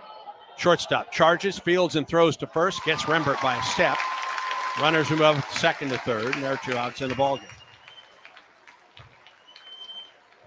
Not an easy play for Flores, but he made it. Snow to second. And Fabian to third. I'd love just to get something on this guy. in Volantis. And the guy at the plate has done it for Auburn this weekend. 3 home runs for Irish, 2 tonight. He has accounted for all of the runs this weekend for Auburn. The pitch. Ike takes it low for ball 1. And if Texas wants to, they can be a little bit careful with Ike with first base open here. And 2 outs and leading by 5 here in the 9th. Irish homered to left, a 2-run shot in the 5th, and in the 7th, hit a homer to right, up and in, 2-0. McMurray on deck, 8-3, Texas on top. 2 in the 3rd, 2 in the 4th, 2 in the 6th, and 2 in the 7th, accounting for the 8 runs for Texas. 2-0 to Irish. Gets a strike on the off-speed delivery. 2 balls and a strike to Ike. 2 outs and runners at 2nd and 3rd for Auburn.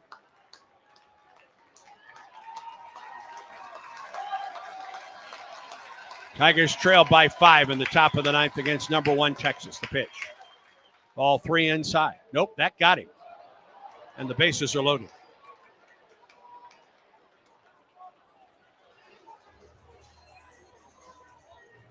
Second hit batter of the inning for Volantis.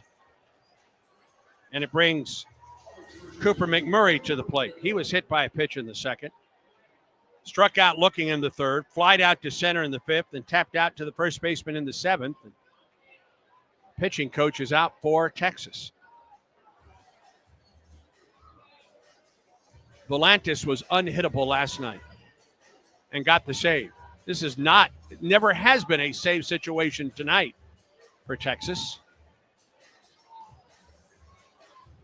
And Auburn has the bases loaded with 2 outs here in the 9th. And even if Auburn doesn't make this comeback, it's very interesting that Volantis was called on to get the 3 outs here in the 9th and not save him for game 3 tomorrow. Again, in a non-save situation. Bases are loaded for Auburn with 2 outs. And the home plate umpire comes out to break up the meeting on the mound. And here is McMurray. 0 for 6 this weekend for Cooper. He bats with 2 outs and the bases loaded and Auburn trailing by 5. Is there some 2-out magic left for Auburn? Volantis stretches and pitches. And misses. Did not miss low. Called strike 1.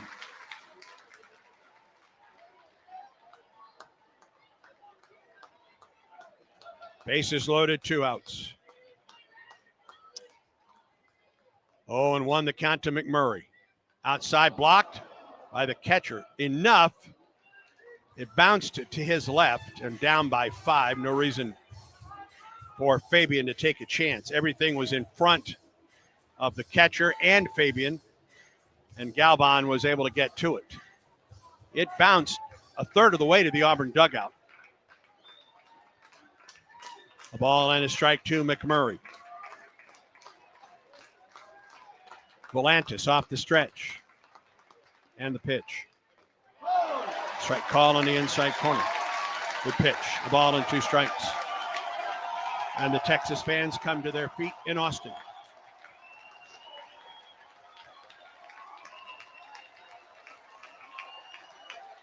One ball and 2 strikes to McMurray. Volantis stretches. Here's the pitch. It got him, and the inning and the game comes to a close. Pitch that was down in the strike zone, and McMurray strikes out, and the game comes to a close. No runs on a hit, no errors, and Auburn strands 3. The Tigers stranded at 10 tonight. Final score. Texas 8, Auburn 3. Stay tuned. Auburn baseball continues in a moment. I like what I like, and I do what I want. If what you like is getting the highest payouts, getting the most free play, and finding more of your favorite games all on a spacious upscale gaming floor, then Wind Creek Wetumpka is your kind of fabulous.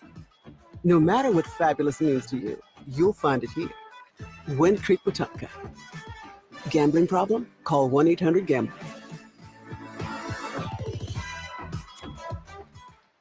This is Coach Butch Thompson. Back to more baseball on the Auburn Sports Network. Texas scored 2 runs in the 3rd and the 4th, and then the 6th and the 7th.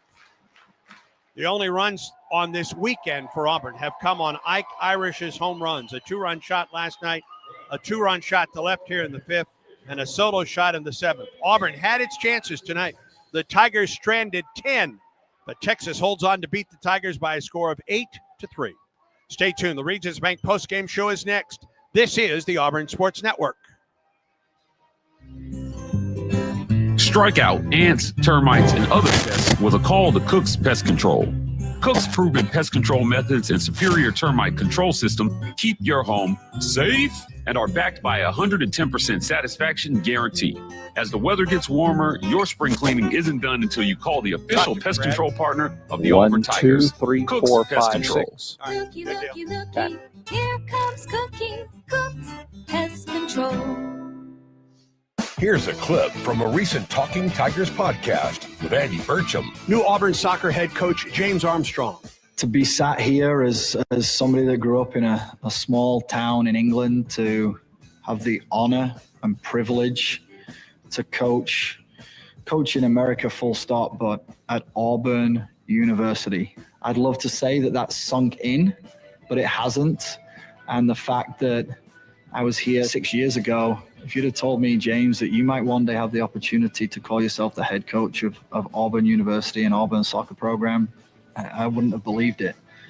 None of that is possible without Coach Hopper, her friendship, guidance, mentorship, and it was an emotional day for the two of us. A new episode of the Talking Tigers podcast is released every Monday, wherever you listen to podcasts. Like and subscribe to the Talking Tigers podcast, only from the Auburn Sports Network. Hey guys, it's Auburn baseball season again, and if you want to hit your next big event out of the park, then get Baumhauer's Victory Grill in Auburn to help with all of your catering needs. From team parties to tailgating or any big event you may have, Baumhauer's always hits a home run by making sure all of your logistics are covered, and you can just sit back, relax, and enjoy the big game. And if you need a place to host your party, come try Baumhauer's new covered patio. Give us a call to book your big event today. Baumhauer's Victory Grill, 2353 Bent Creek Road in Auburn. War Eagle.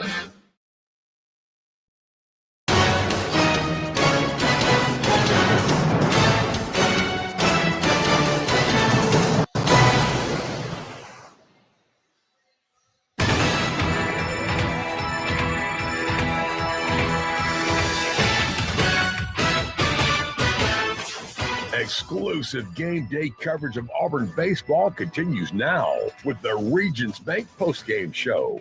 Let's huddle up and make things happen with the only cards for the Plains, the Auburn University Regions Visa debit card and prepaid Regions Now card. Get yours today. The Regions Bank postgame show begins now. Welcome back to Austin, Texas, and War Eagle. Tigers fall tonight to the Texas Longhorns by a score of 8-3. We'll send it downstairs to Brad Law with Auburn head coach Butch Thompson. And Andy, very much. Coach, 10 strikeouts for your pitchers. They had 8 two-strike hits in the ball game today. So you got to that two-strike point was a pivotal point in a lot of at-bats in tonight's game. Yeah, now that we've played 2 games, they didn't have as many opportunities last night, but they tied it up with the runner at second there and then got the big swing